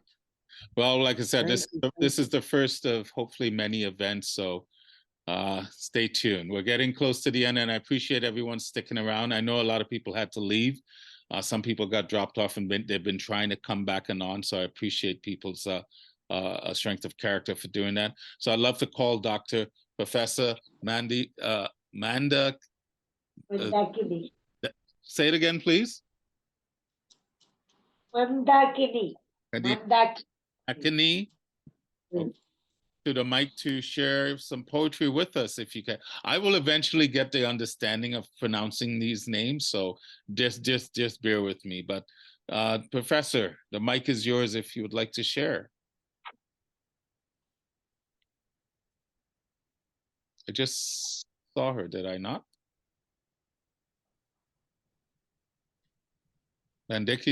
Professor Mandiki, are you still here? I think she has just left a message that she has left. She was just here. Yeah. Anyway, hopefully she'll come back. Okay. Yeah. Then calling Dr. Tamali Neoju. Yes. Okay. If you would like to share with us, Doctor, please do.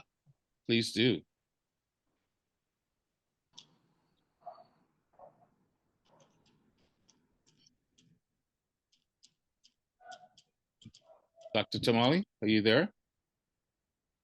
She's there already. She's here, but yeah, I don't see her. I don't want, because after her is Dr. Molly, and then we'll Yes, be. I'm here. Okay, there you are. There you are. Yeah. Please, please share with us. Myself. Am I audible to you? Am I audible to you? Yes, we. Yes. Yes, Yes. you are. Thank you. Good evening, ladies and gentlemen. Myself, Tomali Niyogi, a teacher by calling, and love to write about what caresses my consciousness and triggers the creative persona that resides in us all. It's indeed a matter of great pleasure to share space with poets from India and abroad. My special thanks to the Honorable Poet, President IAE, Dr. Janal Singh Anand, the moving spirit behind the program, for bringing together the poetic souls. I'm thankful to the organizer, Honorable Poet Raleigh Young James, to the Vice President, Maya Haman Seculis, Honorable Poetess, to the leading lights of IAE for inviting me to recite one of my poems this evening. The title of my poem is The Lady of Shalott. Heard the story of the Lady of Shalott, weaving a weave for ages. Her grief, her tears, her agony, her passion, all marched in the myriad patterns, so colorful, so gay. The unseen world is more beautiful to one who is blind in eye, not in mind, as the topography of the lovers. Two honest minds separated by unfathomable seas. Honey of imagination is the natural sweetener. When seasoned with the nectar of lovely feelings, creates a magic potion for the intoxicated lovers, dying to see each other. The lady drowned in the world of fancy on the full moon night, looks at the moon from the earth, as the lover peeps from the light beyond. Yes, she has read somewhere in adolescence of a soldier's wife praying and waiting for his return from the war, lover's archetype. After how many years? Surely one day, as the magic wave flies to you, strange sensations and soft vibrations, moist touch as lips twitch a cozy feel and warm breath will inundate the void. Maybe Nukshikatha, you will remember your Saju, waited till eternity for her reply. In a remote village of Bangladesh, a woman lives in her lover's heart, unknown to the rest of the universe. The magic wave will fly, ever float. In blue skies or azure oceans, overseeing your rickety motions, as I will live myriad lives, to recline at your feet and wash your feet with stream of tears, dissolving my brain in your lap. Or, like the legendary Shoni, dared the solen river to swim to immortality. Lovers often share one identity and common destiny. Chenab is not just a river or the raging sea. I see it as a challenge from fate or Almighty. A vague idea why Sri Radhika Lakshmi never reached her lover, as the Lord leaves for Mathura and never returns.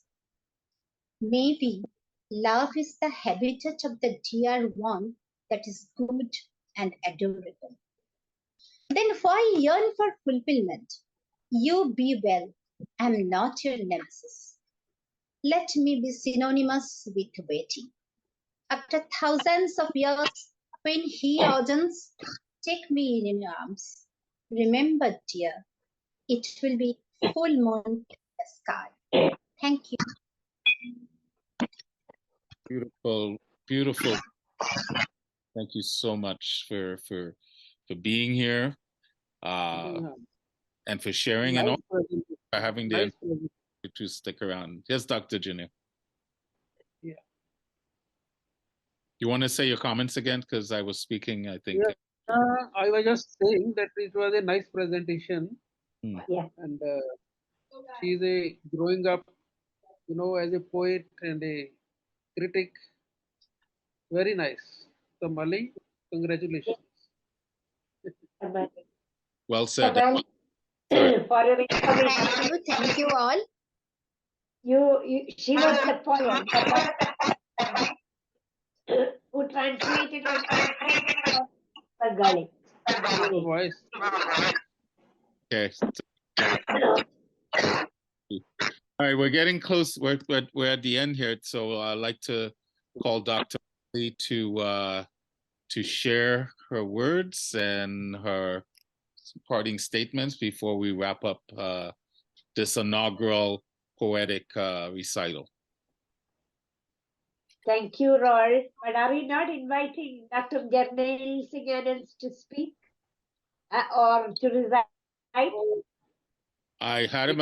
Is he here? Because I was asking earlier. Ole, No one. Yes, please. There is a poem left by Dr. Maya Harman, which I sent you.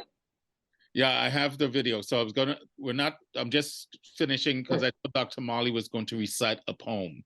But if you're just saying closing comments, then we can, we'll have you, I'll play the video. We'll have the doctor say a few comments, because I was asking, I couldn't find his, if he was here. So do you want to start, Dr. Molly? Yes, I will. I hope my voice is not faltering. There was some echo coming early. Okay. I indeed have to thank Role for making such an epoch-making event, because we are now not only incorporating panel discussions, but real vibrant poetry sessions with creative minds, academics, as you have seen, illustrious people adorning academics, and very talented creative people, radio people, and people like Eva, full of energy to work for a better world. I'm very, very, fulfilled when I think of the future of International Academy of Ethics with all of your wholehearted cooperation. And I think this is just the beginning part only. We are going to continue it, isn't it, Ron? I mean, every 2 months we are going to have it. This kind of poetic, scintillating sessions, including all, making it inclusive. So first and foremost, thank you all. Thank you, Ron. Thank you, dear Jarnail ji, for hatching this idea. And I'm not taking much of time, maybe because we are actually preoccupied with ethics. I may start with a short one on ethics. Ethics, imbibing ethical undercurrents, let human lives flow. Let it turn the automatic reverse button that strikes your chords of conscience when your actions dwell upon self-seeking edge alone, overlooking, superseding the space of others. Like when you overlook the asthmatic elder waiting, wheezing in the consultation queue, while you jump over to the doctor through connections personal to save your time. Ethics, not about stringent do's and don'ts based on moral codes, framed, reframed as per social dictates. Ethics is your sense of being humane, empathetic, kind and considerate, giving a wide berth to all, nature, man, the bird, the animal, the universe, treating all with the inherent, pristine, sanctified spark as raw and fresh, as a vital part of the vibrant universe that pulsates through you and me. That is what I tried to condense through my lines as thoughts. Yes, Rolla, have I stolen too much of time from you? Have I? Say that again, Dr. Molly. Yeah? Mhm. I would like to add something else because in Kerala here, despite all the ravages that had occurred, we are approaching Onam. As I told you, it's a harvest festival. And it reminds us of that period when there was such a generous, benevolent king, Mahabali, lived, who loved all, who had space for everyone, where the rich and the poor held hand in hand and shared their joys and sorrows to each other. So let me sing to you 2-3 lines of those good old times. That resonates a kind of a past which we very much try to emulate to bring it as the present. When all are there, all are happy, all have space, all are listened to. Here are the few lines in Malayalam, not interpreting, as I said. You get the feel of it from the lines. Tandane dane, tina tandane dane, tandane dane, tina tandane dane. ആദിയില്ലല്ലോ അന്തമില്ലല്ലോ ലക്കാലം പോലായുഗത്തിൽ വെട്ടമില്ലല്ലോ വെളിച്ചമില്ലല്ലോ ലക്കോലം പോലായുഗത്തിൽ തന്താനേ താനേ തിന തന്താനേ താനേ തന്താനേ താനേ തിന തന്താനേ താനേ പാരിമുട്ട വെന്തു കീറി മുച്ചല്ലോ ഭഗവാനും ഇന്നെന്തേ മാവേലി വന്നുദിക്കാൻ ഇത്ര താമസിച്ചേ തന്താനേ താനേ ദിന തന്താനേ താനേ തന്താനേ താനേ ദിന തന്താനേ താനേ. That is a folk thing that resonates in Malayali minds, where we visualize, we hope for that beautiful world where all are happy, together, peaceful. Let us usher in through our IAE a kind of that world where we are one in love together. Thank you. Thank you. Thank you so much, Dr. Molly. Thank you for passion, your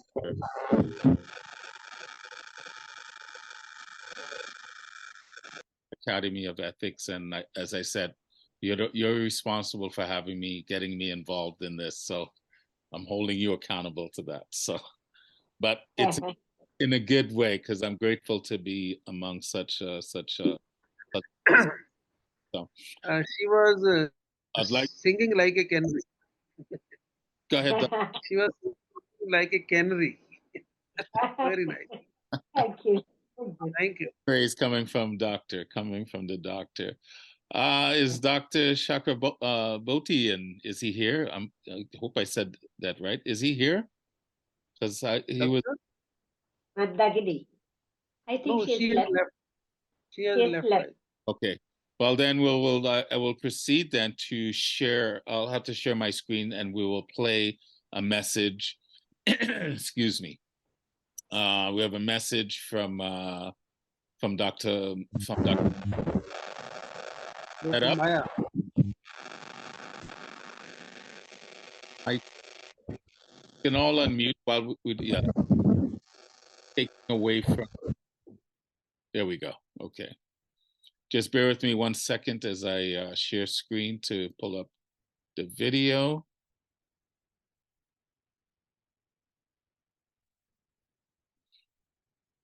One day technology will become very seamless. Okay, so I want to share. Nope, I want to share. I want to share.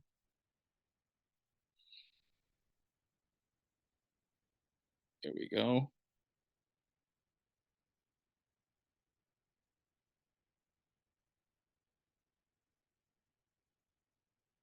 Okay. Can you guys see?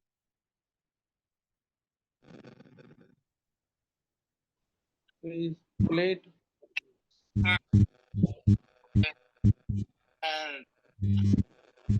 Welcome all the participants of the very first recital of poetry of our dear academy.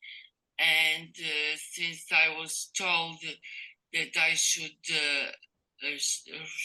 read the short poem, I hope I will not take more than 3 to 4 minutes. And I hope that this will be as successful a gathering of minds and souls as all the panels were before, and even more so. I will read a short poem, Under the Glass Bell, that was translated by me and Mark Strand, the American poet laureate, and was published in the Paris Review, a very distinguished publication. It's called Under the Glass Bell. The dew drops from the white magnolia tree, same as the last year. She will stand by the window calmer than in winter. Caught by the scent of spring, she will bring stolen branches to the room under the glass. She will smell a stone pine which is not there. And then the squirrels will come. They will stare at her for an instant or two. She will move from the window as if caught. She will light a cigarette. The rustle of a curtain will move then too, and then probably someone will pass by, a silhouette, disappear Gothic wall with books under the arm without noticing the magnolia tree. Time will fold pleats of that curtain soaked in the smell of dust. And this will not be new either.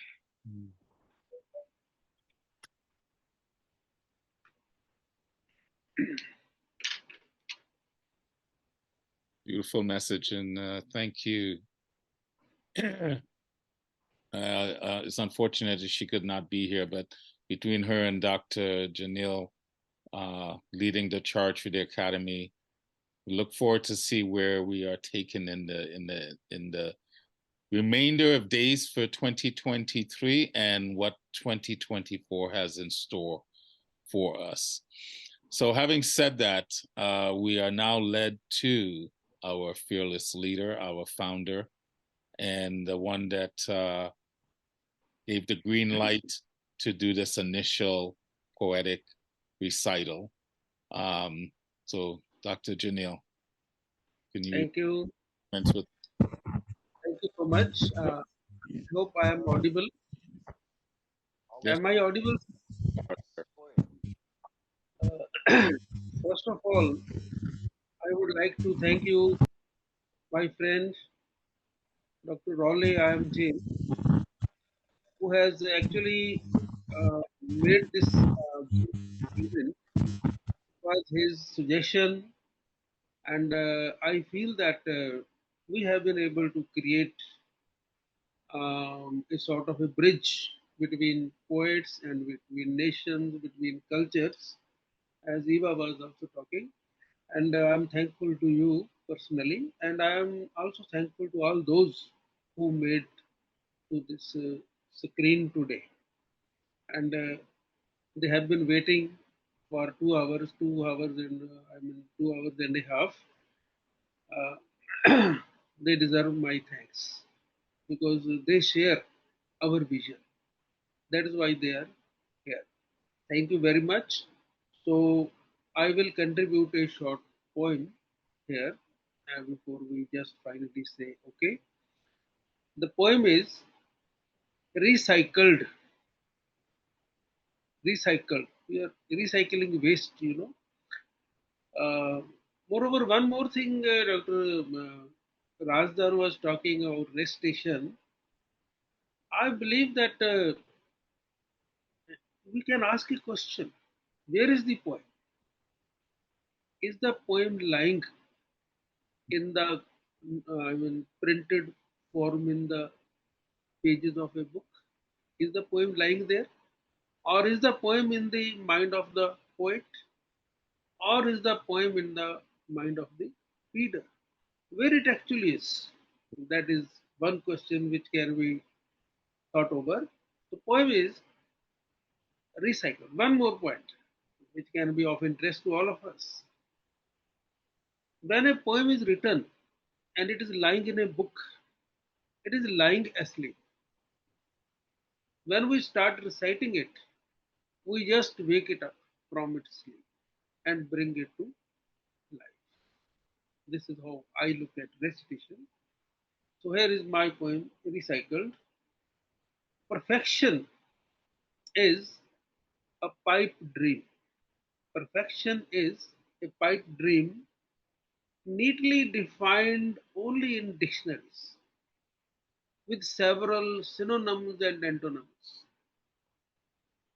But life defies all such definitions. Creation has a perfect design which we often find taken for a right. If you find imperfect people, the design has been taken for a right.